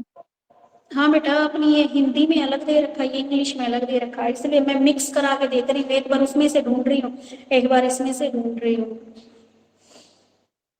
पर्सनैलिटी इन्वेंटरीज में दिया है भाई इसने biography, case study, rating scales and psychometric technique के जरिए हम पीपल्स के ओपिनियन को जानते हैं, ठीक है, एक इंडिविजुअल के। हमने क्या है केस स्टडी की, मान लीजिए किसी साइकोलॉजिस्ट के पास कोई जाता है बंदा अपने वो कराने, तो पहले क्या है उसको केस स्टडी करेगा कि किस टाइप का है, क्या इसको, अब मान लीजिए डॉक्टर के पास ही जाते हैं तो सबसे पहले क्या देखेगा, हमारी केस स्टडी करेगा। डॉक्टर देखेगा कि भाई आपने पहले कहीं चेकअप करवाया तो एक बार वो मुझे दिखा दीजिए, तो ये क्या हो गया केस स्टडी हो गया। रेटिंग स्केल क्या है, उसके बिहेवियर के अकॉर्डिंग क्या क्या उसको रेट मिला है, रेटिंग स्केल बोलते हैं, ठीक है। आपकी क्या हो गई साइकोमेट्रिक टेक्निक, ठीक है। ये अलग अलग टेक्निक के जरिए पर्सनैलिटी इन्वेंटरीज की जाती है, ठीक है, आपकी पर्सनैलिटी के बारे में पता लगाया जाता है। और इसमें दिया गया है भाई आपका पर्सनावली मेथड, भाई सब्जेक्टिव मेथड में बात हुई है, ये पर्सनावली मेथड आ तो गया आपका, क्वेश्चनेयर में आ गया पर्सनावली मेथड, उसके बाद ऑटोबायोग्राफी आपकी आत्मकथा आ गया, ठीक है। आपका इंटरव्यू भी दे रखा है आपकी हिंदी मीडियम में, ये रहा साक्षात्कार। और पर्सनैलिटी इन्वेंटरीज आ गया जिसमें आप क्या क्या दे रखा है आपकी case study, case history, rating scales और साइकोमेट्रिक टेक्निक्स, ये वाले।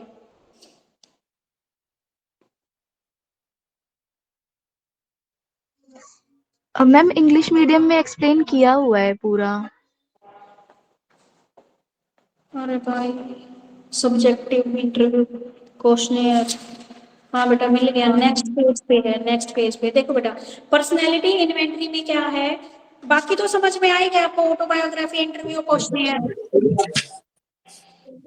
Personality management, while these examples are questionnaire in many respects, such as administrative, scoring, or interpretation, etc. First, while the questionnaire is a journal device, can be used for collecting all kind of information, not specifically with personality traits or behavior and individual personality inventory specific, designed to seek answer about the person and the personality. Second, the question set the questionnaire are generally worded in the second person. इसमें ये बताया गया भाई, ये भी क्या है, जैसे आपने क्वेश्चनियर मेथड अपनाया गया है, इसमें भी पर्सनालिटी इंटरव्यू इन्वेंटरी में भी आपको क्या है क्वेश्चनियर की तरह दे देते हैं कि आपको उसके अकॉर्डिंग यस और नो में आपको आंसर देना है, ठीक है। इसमें और क्या क्या बताया गया है, it's fit very easily on cool days I have like to, अलग अलग, हाँ जी क्वेश्चनियर की तरह ही दिया गया है इसमें भी आपका। मैम इसमें मेन डिफरेंस यही दिया है कि जैसे हमें क्वेश्चनेयर मिलता है तो क्वेश्चनेयर में क्वेश्चन सामने वाले की तरफ से पूछा जाता है। जैसे एग्जांपल दिया है इसमें, do you often feel lonely, तो इसमें यस या नो बोलेंगे। बाकी पर्सनैलिटी वाले में हमें खुद को रखकर क्वेश्चन पूछा जाता है। जैसे आई ऑफन फील लोनली, तो हम खुद से सवाल जवाब करते हैं उसमें। ठीक है जी, आ गया समझ में। Yes ma'am.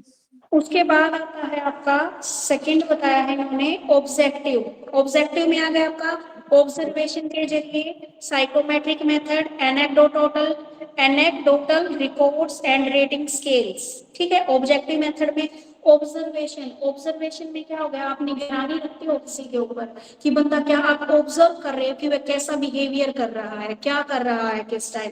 ठीक है, ये आती है आपकी ऑब्जर्वेशन मेथड, जिसको आप निरीक्षण विधि बोलते हो। ठीक है, आपकी साइकोमेट्रिक समास नीति, उसके बाद anecdotal record and rating scale. Anecdotal record आपके में नहीं दे रखा हिंदी मीडियम में।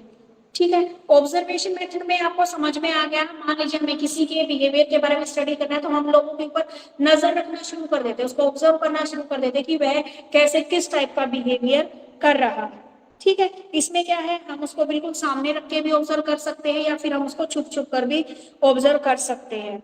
ठीक है, उसके बाद आता है आपका साइकोमेट्रिक मेथड। साइकोमेट्रिक मेथड क्या होता है, इसके द्वारा पारस्परिक संबंधों का, इसमें क्या होता है साइकोमेट्रिक में, मान लीजिए कोई मेरे को ही ऑब्जर्व कर रहा था, मेरे बारे में जानना चाहता है, तो वो क्या है, मेरे से रिलेटेड जितने भी ग्रुप है उनसे पूछ सकता है मेरे बारे में। ठीक है, साइकोमेट्रिक सामाजिक संरचना का अध्ययन करने के लिए सोशियोग्राम प्रयोग में लाया जाता है। इसके द्वारा तटस्थ, न्याय, गुटबंदी और तिरस्कार लोगों के बारे में जानकारी प्राप्त की जाती है। इस विधि का विकास 1934 में मुरेनो द्वारा किया गया था। यानी कि साइकोमेट्रिक एक ऐसा रेखा चित्र होते हैं जिसमें क्या है, हम कुछ साइन और कुछ नंबर किसी सामाजिक ग्रुप के सदस्यों द्वारा सामाजिक स्वीकृति या त्याग का ढंग प्रदर्शित करने के लिए प्रयुक्त होते। यानी किसने ये बोल दिया कि मेरे से रिलेटेड जितने भी मेरे ग्रुप में व्यक्ति थे या मेरे फैमिली वाले, उनसे पूछा और मुझे क्या है, कुछ या तो उन्होंने अंक दे दिए या कुछ क्या है, या तो मुझे नंबर दे दिए कि भाई इसका स्वभाव ऐसा है, ऐसा है, या फिर क्या है, किसी सिंबल के द्वारा मुझे क्या कर दिया, रिप्रेजेंट कर दिया। ठीक है, साइकोमेट्रिक में इसने ये बताया है यहाँ पे।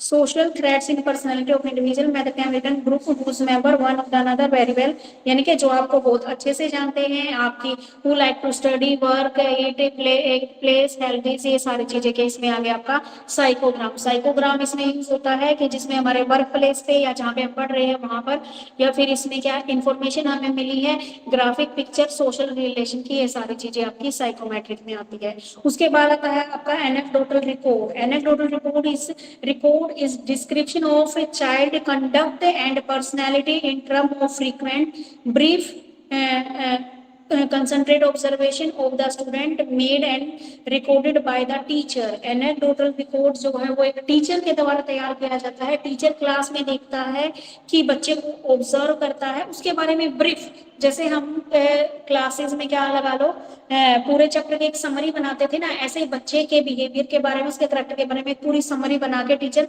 रख देता है। ठीक है, जैसे ही हमारे पीटीएम होते हैं इसमें बताता है हाँ जी आपका बच्चा अच्छा है, इसमें ये कमी है, ऐसे वो करता है। ठीक है, ये हमारा क्या है, एनेक्डोटल रिकॉर्ड होता है कि बच्चे के बारे में आप ब्रीफ में आप क्या करते हो, ये एक टीचर बनाता है ये रिकॉर्ड। ठीक है, बच्चे के बारे में नोट करता है पॉइंट। उसके बाद बताया है आपका rating scale. Rating scale is used to assess where an individual stand in terms of other people's opinion of some of his personality traits. It reflects the impression the subject has made upon the person who rate him. There are three basic factors involved. इसमें क्या बताया गया भाई, rating scale का प्रयोग दूसरे व्यक्ति से यह जानने के लिए किया जाता है कि कोई व्यक्ति किसी व्यक्तिगत संबंधी गुणों के हिसाब से कैसा है, कि किसी यानी कि उस व्यक्ति के गुण कैसे, उसके अंदर कैसी क्वालिटी। ठीक है, दूसरे व्यक्तियों से जाना जाता है। इस तकनीक के माध्यम से हम क्या करते हैं, किसी व्यक्ति के व्यक्तिगत संबंधी कुछ क्वालिटी के बारे में दूसरे व्यक्ति की सहायता से कुछ महत्वपूर्ण जानकारी प्राप्त करते हैं और उनको क्या कर देते हैं, कैटेगरी वाइज डिवाइड कर देते हैं। ठीक है, कैटेगरी में कर देते हैं, इसे रेटिंग की जाती है। ठीक है, दूसरे व्यक्ति से पूछा और उससे क्या है, हाँ मेरी कुछ क्वालिटीज के बारे में पूछा और फिर rating they the. This scale on the degree of possession or absence of their threats has to be shown the appropriate persons or judges for rating। जो appropriate व्यक्ति होते हैं वो क्या करते हैं, रेटिंग देते हैं, और मेरे अंदर क्या क्या क्वालिटीज है और क्या क्या क्वालिटीज नहीं है वो उनको शो करता है। ठीक है, और इसमें ये भी दे दिया कि व्यक्ति एक्सीलेंट है, वेरी गुड है, गुड है, एवरेज है, बिलो एवरेज है, पुअर है, वेरी पुअर है, यानी कि ये मेरे ऊपर स्टडी करके मेरा कंक्लूजन देते हैं 1 से लेकर 7 तक। ठीक है, ये सारी चीजें। उसके बाद आता है आपका प्रोजेक्टिव टेक्निक। प्रोजेक्टिव टेक्निक में इसने बताया हमारा दरोशा टेस्ट, टेट टेस्ट। हिंदी में तो सिर्फ ओनली 2 ही टेस्ट इसने बताए हैं, बाकी इंग्लिश मीडियम में इसने 8। मैम क्लास कब ओवर होगी? बेटा तुझे नहीं पढ़ना तो अभी ओवर कर ले, वैसे तो 12:30 मैं छोड़ देती हूँ। ठीक है, अब आता है हमारा प्रोजेक्टिव टेस्ट। प्रोजेक्टिव टेस्ट में इसने आपका दरोशा टेस्ट, थीमेटिक टेट जिसको बोलते हैं, thematic appreciation test, children CAT CAT, children appreciation test, word association test, sentence completion test, picture completion test, आगे है रोजन with picture, frustration test and expressive movement test. ठीक है भाई, प्रोजेक्टिव में जो हिंदी मीडियम है उसमें ओनली 2 टाइप के बताए हैं। और मैम इसका नेम लिख दीजिए हाँ जी, नेम लिख देती हूँ अभी। बोर्ड पे। जो चीजें उनके में है उनके में से तुम लिख लो ना बेटा, नहीं है।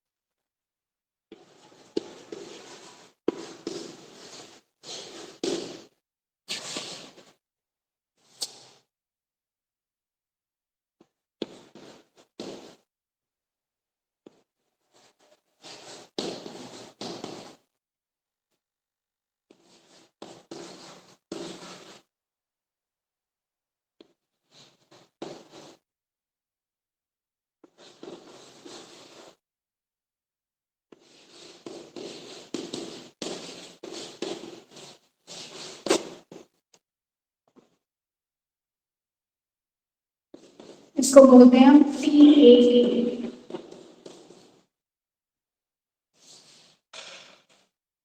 प्रोजेक्टिव में दरोशा test, TAT, thematic appreciation test, आगे है CAT children's appreciation test,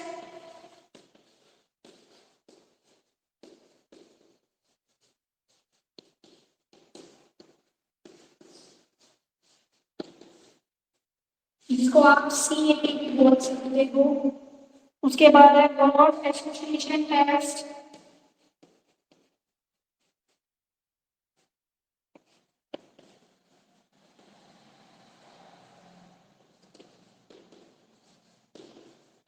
word association test, आगे sentence completion test,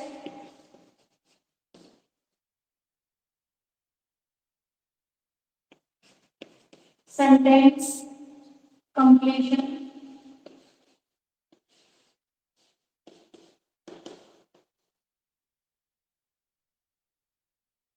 sentence completion test, आगे picture completion test,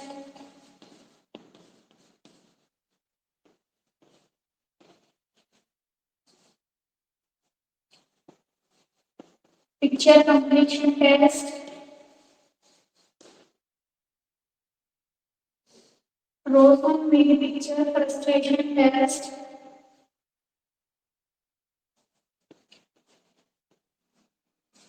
Rosen made picture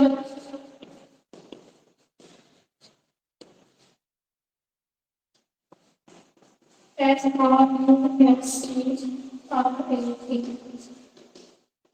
Station test. एक और है हमारा एक्सप्रेशन टेस्ट.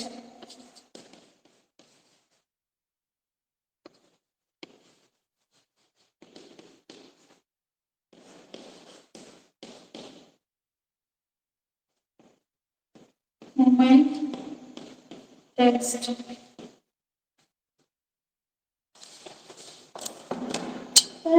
ये आपके अलग अलग बताए हैं, इसमें लिख लीजिएगा.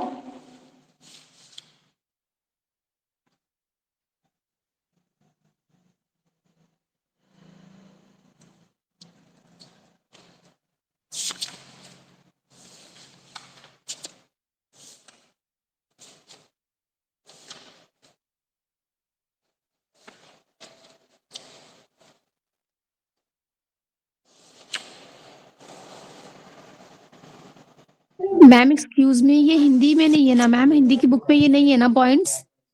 नहीं, हिंदी मीडियम में बेटा सिर्फ 2 ही पॉइंट दे रखे हैं. ये रोशिया जी मैम, इसमें 2 ही मैम शो हो रहे हैं, तो मैं ओके मैम, इसे हम नोट डाउन कर लेते हैं फिर. वैसे मैम उतार लिया है. Okay okay ma'am.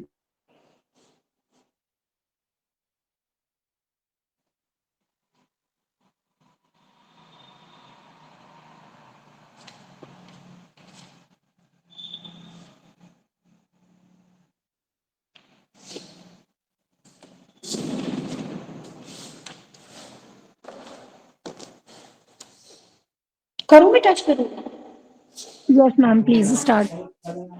अगला बेटा ये है हमारा प्रोजेक्टिव टेक्निक. प्रोजेक्टिव टेक्निक में हमारा सबसे पहले दिया गया आपका the Rorschach ink board test. Rorschach का परीक्षण होते हैं, ठीक है.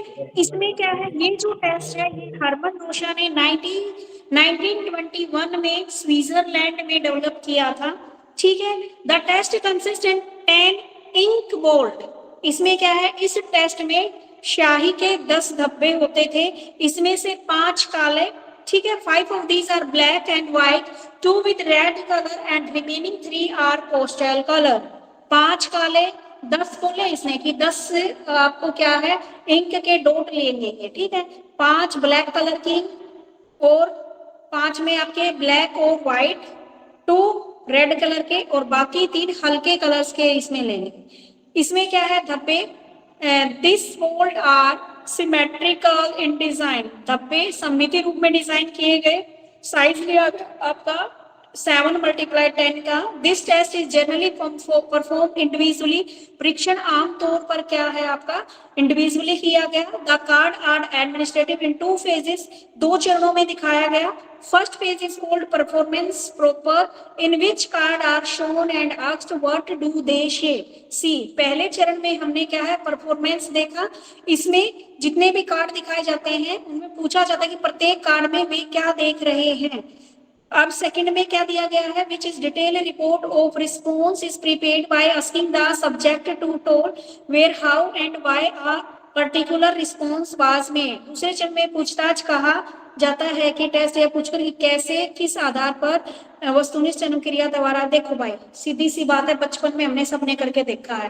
पेन में से शाही टपकाते हैं, उस पेज को फोल्ड करते हैं, फिर देखते हैं भाई ये क्या दिख रहा है आपको, ठीक है. भाई हमने तो बचपन में किया है, हो सकता है आप लोगों ने भी ये टेस्ट करके देखा हो. बहुत सारे बच्चे करते हैं कि इंक डालेंगे एक पेपर के ऊपर और उसको ऐसे चिपका देंगे, फोल्ड करेंगे. किसी को लगेगा कि मेरी बटरफ्लाई बन गई है, किसी को लगेगा मेरा पता नहीं क्या बन गया. अलग अलग पिक्चर बताएंगे सब. तो इसमें ये टेस्ट सबसे पहले क्या है हरमन रोशा ने 1921 में दिया. इसमें क्या है वो स्याही के 10 डॉट लेते थे. इसमें ये क्या है ब्लैक और व्हाइट के डॉट लेते थे, रेड कलर के भी और 3 अलग हल्के रंग के भी. उन सब डॉट को आपने पेज के ऊपर डाला और उस पेज को फोल्ड किया और फिर पूछते थे ये किस टाइप का बना है, ठीक है. जिसमें वो अलग अलग टाइप के करके सब बच्चे क्या है अपने दिमाग के अकॉर्डिंग बताते थे, किसी को बटरफ्लाई बनती दिखती थी, किसी को कुछ बनता दिखता था। ठीक है, इसमें क्या है 2 कार्डों में इसने बोला गया है परीक्षण व्यक्तिगत रूप से लिया जाता था, इंडिविजुअल दिया जाता था सबको कि भाई सब अपनी अपनी उस पे ये डॉट डालेंगे स्याही के, और उसके बाद क्या है परफॉर्मेंस देखी जाती थी और पूछा जाता था कि उनको इस कार्ड पे क्या दिखाई दे रहा है। ठीक है, कैसा किस आधार पर विशिष्ट क्रिया द्वारा की गई। और सेकंड जो स्टेप था उसमें यह पूछकर कि कहाँ कैसे और किस आधार पर आपने ये चीज बताई है। ठीक है, समझ में आ गया। रोशा का क्या था, इंक बोर्ड टेस्ट, रोशा शाही धब्बा परीक्षण। ठीक है, ये अब मैं नाम लिखे हैं, अब मैं ये टेक्स्ट बुक में से पढ़ा रही हूँ क्योंकि मुझे इसकी लैंग्वेज इजी लगी। इसमें समझ में आ गया फर्स्ट वाला रोशा टेस्ट। Yes ma'am. हमें से क्लास में 41 बच्चे हैं, किसी ने जरूर करके देखा होगा ये वाला टेस्ट। आ गया आपका द थीमेटिक एप्रिसिएशन टेस्ट, प्रासंगिक अंतर्बोध परीक्षण जिसको बोलते हैं हिंदी में। This test is developed by Morgan and Murray. किसने दिया भाई ये टेस्ट, मॉर्गन और मुर्रे के द्वारा डेवलप किया गया। This test is more structural than in block test. जो इंक ब्लॉक टेस्ट है उसकी तुलना में ये इससे और अच्छा बनाया इन्होंने। इसमें उसने स्याही के धब्बे लिए थे, अब इसने यहाँ पर कार्ड ले लिए हैं। इसने लिए हैं total 31 card.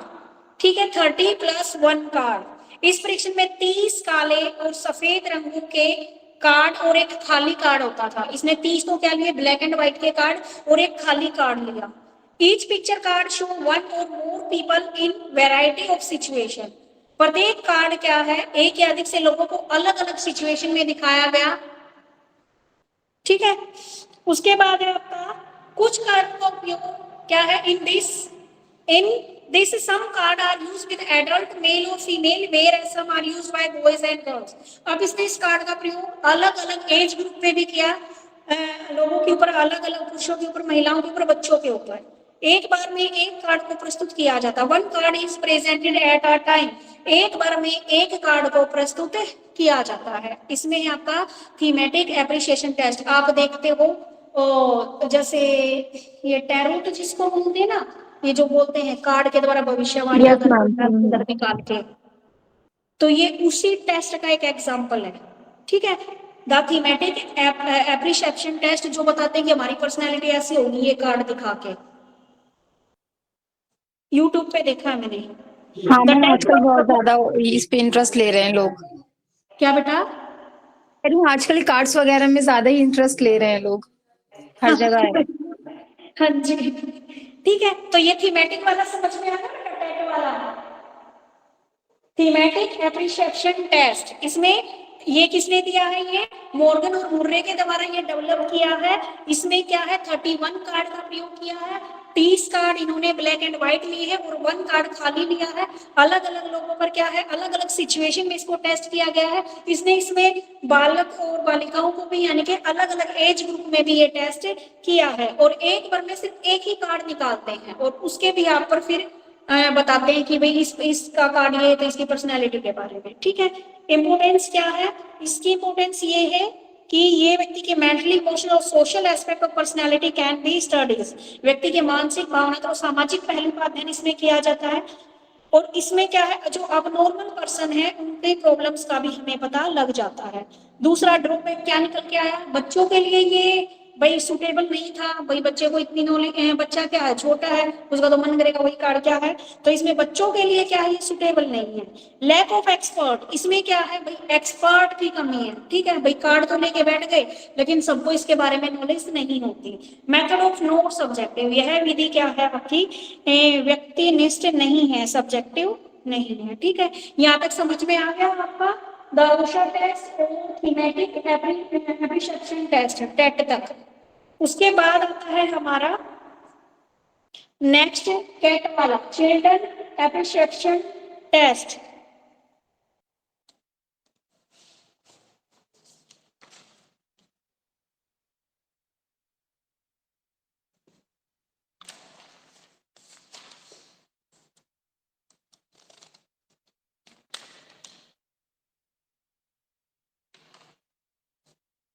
Sentence completion, draw a person. Children appreciation test, बालक अंतर्बोध परीक्षण इसको बोला जाता है हिंदी में। बालक अंतर्बोध परीक्षण ये किसने दिया था भाई? ये लियोपोल्ड बेल्क के द्वारा दिया गया था। किसने दिया? लियोपोल्ड बेल्क। इसमें 10 कार्ड हो, it consist of 10 card with picture of animal of them. इसमें 10 कार्ड होते थे जिन पर क्या होती है? एनिमल्स की क्या होती थी? पिक्चर होती थी।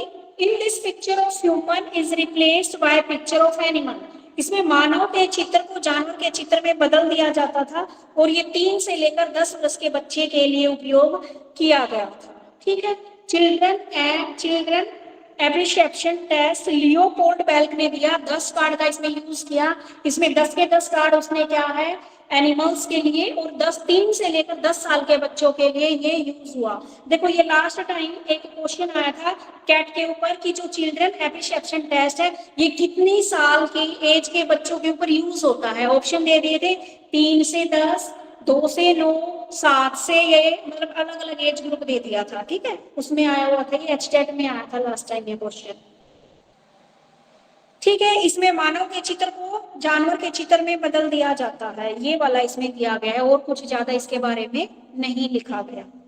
उसके बाद आता है आपका next word association test. Word association test, शब्द साहचर्य परीक्षण। इसमें क्या है? गाल्टन ने दी है विधि सबसे पहले। इसमें व्यक्ति के in the subconscious behaviour of an individual is test. व्यक्ति के अचेतन व्यवहार का टेस्ट इसके अंदर किया जाता है।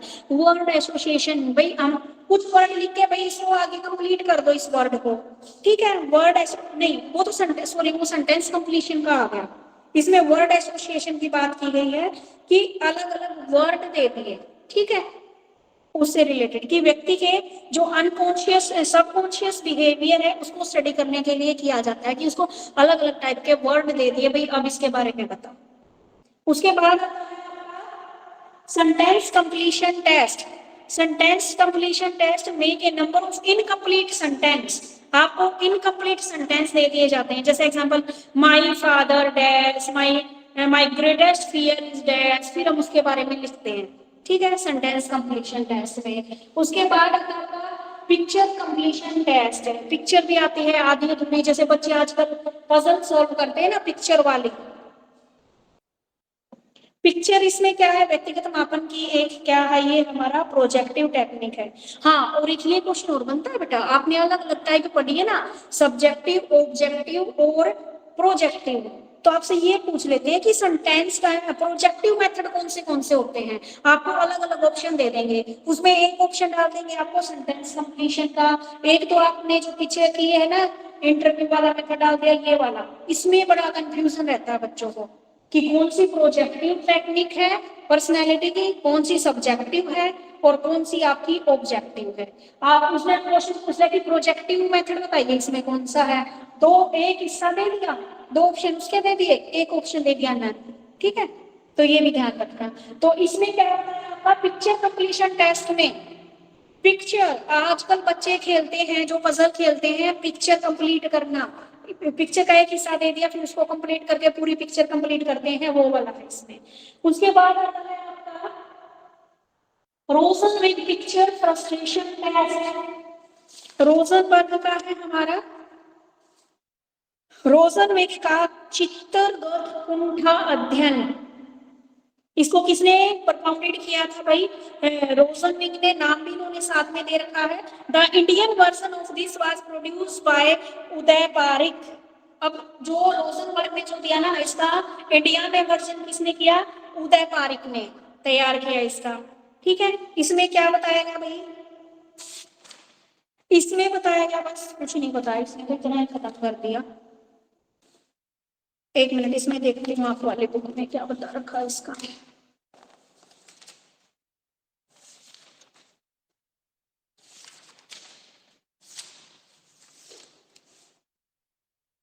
इसने दिया भाई Rosenberg picture frustration test. The picture frustration study by Rosenberg is well known technique of this type. Now it been adopt in India. India में इसे डॉक्टर उदय पारिक ने कंसिस्ट किया। इसमें क्या होता था? 24 cartoon-like drawing dispatch everyday situation of frustration or stress involving individual, one of whom is usually showing frustration, the subject is asked to write to share the blank caption box above the head of the frustration individual. The first association that come into his mind as appropriations, then association. इसने क्या है भाई 24 cartoon की drawing ली, ठीक है। अब उसमें क्या है, हमारे जो भी फ्रस्ट्रेशन है, स्ट्रेस आ रहा है, क्या आ रहा है, उसके अकॉर्डिंग हमने उन पिक्चर्स को लगाया, ठीक है। और क्या इन्होंने हमें कुछ क्या है ब्लैक कैप्शन बॉक्स भी दिए, ठीक है, सब्जेक्ट उधर कुछ राइट करने के लिए या बोलने के लिए कि मान लीजिए आप कुछ लिखना चाहते हैं या वो करना चाहते हैं, जैसे इमोजी यूज करते हैं ना, स्माइली फेस वाले, ये वाले, इस टाइप की आप कार्टून लाइक इन्होंने कुछ पिक्चर्स दी है इसमें, जो हमारे बता रहे हैं कि हमारा अब कैसा स्ट्रेस में है, हम खुश हैं, गुस्से में हैं, ऐसी बहुत सारी इमोजी को इसने यूज किया। समझ में आ गया पहले?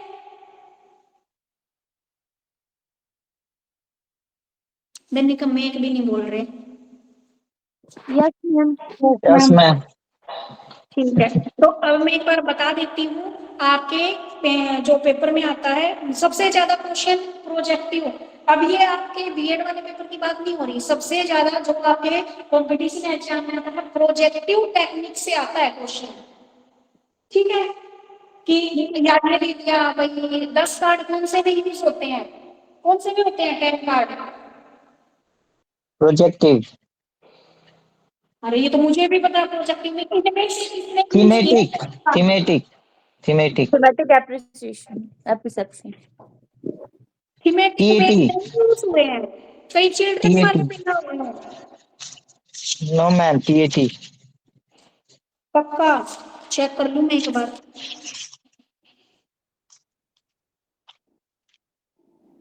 हाँ हाँ सही बोल रहा है मैम। अभी आप बोल रहे थे कि मैं एक्स्ट्रावर्ट हूँ तो रियलिस्टिक मैं कंफ्यूज, इसमें क्या है, that test consist 30 picture show different life situation, 10 man 10 women 10 both, ठीक है। तो इसमें और एक पूछ रहे थे 3 से 10 साल वाला, किसके ऊपर था, वो चिल्ड्रन के ऊपर था। पिक्चर कंप्लीशन टेस्ट, आपका रोशन में पिक्चर टेस्ट, फ्रस्ट्रेशन टेस्ट, इसको एक बार पूरे को पढ़ लेना। तो अब मैं जो टेक्निक है वो एक बार फिर से, असेसमेंट की जो टेक्निक है वो हमने की है subjective, objective and projective. Subjective में हमने क्या क्या किया, ऑटोबायोग्राफी की, जो हमने खुद अपनी आत्मकथा लिखी, इंटरव्यू के जरिए, क्वेश्चनेयर के जरिए और पर्सनालिटी इन्वेंटरीज के जरिए। उसके बाद हमने पर्सनालिटी का मापन किया ऑब्जेक्टिव तरीके से। ऑब्जेक्टिव तरीके में क्या लिया, ऑब्जर्वेशन ली हमने, ऑब्जर्वेशन निगरानी रखी बंदे के ऊपर, साइकोमेट्रिक मेथड लिया, यानी कि उसके फ्रेंड सर्कल में उसके बारे में पूछा, एनेक्डोटल रिकॉर्ड बनाया, ये टीचर के द्वारा बनाया जाता है, और रेटिंग स्केल, ये किस में आ गए भाई हमारे ऑब्जेक्टिव में। उसके बाद आई हमारी प्रोजेक्टिव मेथड पर्सनैलिटी को मापने की, जिसमें हमने रोशा का जो इंक बोर्ड टेस्ट था वो लिया, वो शाही छिड़कते थे और फिर हमने उसको पेपर पे फोल्ड करके हम देखते थे। उसके बाद आया thematic appreciation test, children appreciation test, word association test, sentence completion test, picture completion test, Rosen with picture frustration test और एक्सप्रेसिव मूवमेंट टेस्ट। ये छोड़ दिया शायद हमने, एक्सप्रेसिव मूवमेंट टेस्ट। अरे एक्सप्रेसिव मूवमेंट टेस्ट इसने दे रखा है, नहीं दे रखा मैम? नहीं दिया इसमें, बुक में ना 2 पॉइंट्स एक्सप्लेन नहीं कर रखे। एक्सप्रेसिव मूवमेंट टेस्ट में क्या हो गया, देखो भाई एक्सप्रेशन जो हम देते हैं उससे भी हम पता लगाते हैं कि कई बार देखो, जैसे कल एक बंदे ने, इसने ये बच्चा कौन सा, ये जो सबसे ज्यादा क्लास में बोलता है, उसका मैं कैसे एक्सप्रेशन दे रही थी। एक्सप्रेसिव मूवमेंट टेस्ट कि हम किसी सिचुएशन को देखकर जो एक्सप्रेशन बनाते हैं, ठीक है। तो ये था आज का आपका पर्सनैलिटी का टॉपिक। अब इसके बाद आपका वैल्यू का टॉपिक आएगा, उसको आप पढ़ के आना है कल आपको, वैल्यू वाला। फिर ये वाला जो पॉइंट है सेकेंड यूनिट का, ये पॉइंट कंप्लीट हो जाएगा। इसमें था आपका कॉग्निटिव, इंटरेस्ट, एप्टीट्यूड, क्रिएटिविटी और पर्सनैलिटी। आज पर्सनैलिटी का टॉपिक कंप्लीट हो गया है। और उसके बाद नेक्स्ट है इसी में वैल्यूज वाला टॉपिक। अगला क्वेश्चन हमारा वैल्यू वाला है, इसको पढ़ के आना, ठीक है। मैम अब सवाल पूछ सकता हूँ? अरे भाई पूछ। मैम जैसे सब्जेक्टिव मेथड में भी चित्रित प्रश्न मतलब वहाँ पे फोटो से रिलेटेड है और थीमेटिक में ही फोटो है। मैम यहाँ एक इंडिविजुअल फोटो की बात हो रही है सब्जेक्टिव में और वहाँ पे मोर देन वन पिक्चर। बेटा सब्जेक्टिव में तो हमने इंटरव्यू वगैरह ये लिए हैं। नहीं वहाँ पे लिखा हुआ है सब्जेक्टिव में चित्रित फोटो यूज नहीं किया हमने, उसमें तो हमने न, इंडिविजुअल का क्या लिया है, या तो उससे क्वेश्चनेयर भरवाया है हमने, या फिर हमने पर्सनल उसका इंटरव्यू लिया है। ये वाली चीजें थी सब्जेक्टिव में, तो लिखने का जो पेपर था। अब मैम नेक्स्ट क्वेश्चन है कि पर्सनालिटी और एटीट्यूड जो होता है मेरा वो दोनों सिमिलर होता है या डिफरेंट होता है मैम? भाई देखो एप्टीट्यूड में हमारी किसकी अट्रैक्शन की बात आई थी, ठीक है। और पर्सनैलिटी एटीट्यूड में मैम, क्या? एटीट्यूड। हाँ एटीट्यूड में क्या आई थी, हमारा पॉजिटिव और नेगेटिव दो ही चीजें दे रखी थी कि एक बंदे का एटीट्यूड नेगेटिव है या पॉजिटिव है। अब पर्सनैलिटी में इसने ओवरऑल हमारे इंटरनल और एक्सटर्नल सारी चीजों को ले लिया, हमारी फिजिक्स को भी ले लिया इसके अंदर, ठीक है। उसमें सिर्फ हमारे बिहेवियर की बात की गई थी। तो मैम एटीट्यूड इंटरनल नहीं होता है? बेटा एटीट्यूड में बिहेवियर की पर्सपेक्टिव को लिया था। अब इसमें क्या आ गया, हमारा बॉडी की क्या है, हमने यहाँ पर ये भी देख लिया कि बंदा दिखने में कैसा है, ये सारी चीजें पर्सनैलिटी में ले ली, साथ साथ में क्या है उसका बिहेवियर भी ले लिया, दोनों चीजें ऐड किया। उसमें ओनली बिहेवियर के ऊपर बात थी एटीट्यूड में। तो मैम अगर हम आप हो तो हम अगर मुझे आपके लिए कुछ बोलना हो तो मैं क्या बोलूंगा, आपका एटीट्यूड ऐसा है या आपका पर्सनैलिटी ऐसा है? बेटा मेरा एटीट्यूड आप बताओगे पॉजिटिव है या नेगेटिव है, मेरी पर्सनैलिटी आप बताओगे कैसी है। तो मतलब पर्सनैलिटी में एक्सप्लेन करना होगा और एटीट्यूड में मुझे बस हाँ या ना में जवाब देना हाँ होगा। जी, हाँ जी, पॉजिटिव और नेगेटिव में कि मैडम तो कोई इतनी गुस्सैल है या मैडम वैसी है, ठीक है। नहीं आप बहुत अच्छे हैं। Thank you. और किसी का कोई सवाल या मैं क्लास ओवर कर दूं? बस मेरे से आप गुस्सा रहते हैं, बस इसी बात का अफसोस है। अरे नहीं बेटा मैं किसी से गुस्सा नहीं रहती है, कई बार वो हम क्या है ना टॉपिक से अलग हो जाते हैं। अब देखो आज हमने बीच में एक भी बात नहीं की, कितना लंबा टॉपिक कंप्लीट कर लिया हमने, पर तेरी याद आई मुझे बीच में कि मेरी क्लास आज बोरिंग हो गई। नहीं मैम हमेशा लास्ट में ही पूछूंगा। नहीं आज मुझे लगा कि जैसे मैं बोरिंग वे पे पढ़ा रही हूँ। कल से पूछ लेंगे फिर से। ना लेकिन ना तू ना ज्यादा गहराई में मत जाना बेटे, ओके मैम। मैं कंफ्यूज हो जाती हूँ कि मैं क्या जवाब दूँ, इसने इतना गहराई से क्वेश्चन पूछ लिया। आप ऐसे ही मुस्कुराते रहिए सालों में। मैं गुस्सा किसी से नहीं होती, गुस्सा तो बस लड़ाई तो मैं एक इंसान से करते, मेरे हस्बैंड से, और किसी से लड़ाई नहीं करती बस। मैम कभी मिल सकते हैं क्या आपसे? भाई तुम्हारी प्रैक्टिकल होंगे तो यहीं पे तो आओगे, तुम कॉलेज में ही आओगे। जरूर मिलेंगे मैम। हाँ तभी मिलोगे आप, उससे पहले तो क्या इतनी दूर कभी आओ तो देख लेना, लेकिन आप प्रैक्टिकल में तो आना मेरे पास ही आप लोगों को। चलो ठीक है आज की क्लास खत्म होती है, कल मिलेंगे हम, ठीक है। ओके बेटा bye. Bye bye ma'am. Bye ma'am, thank you ma'am. Bye.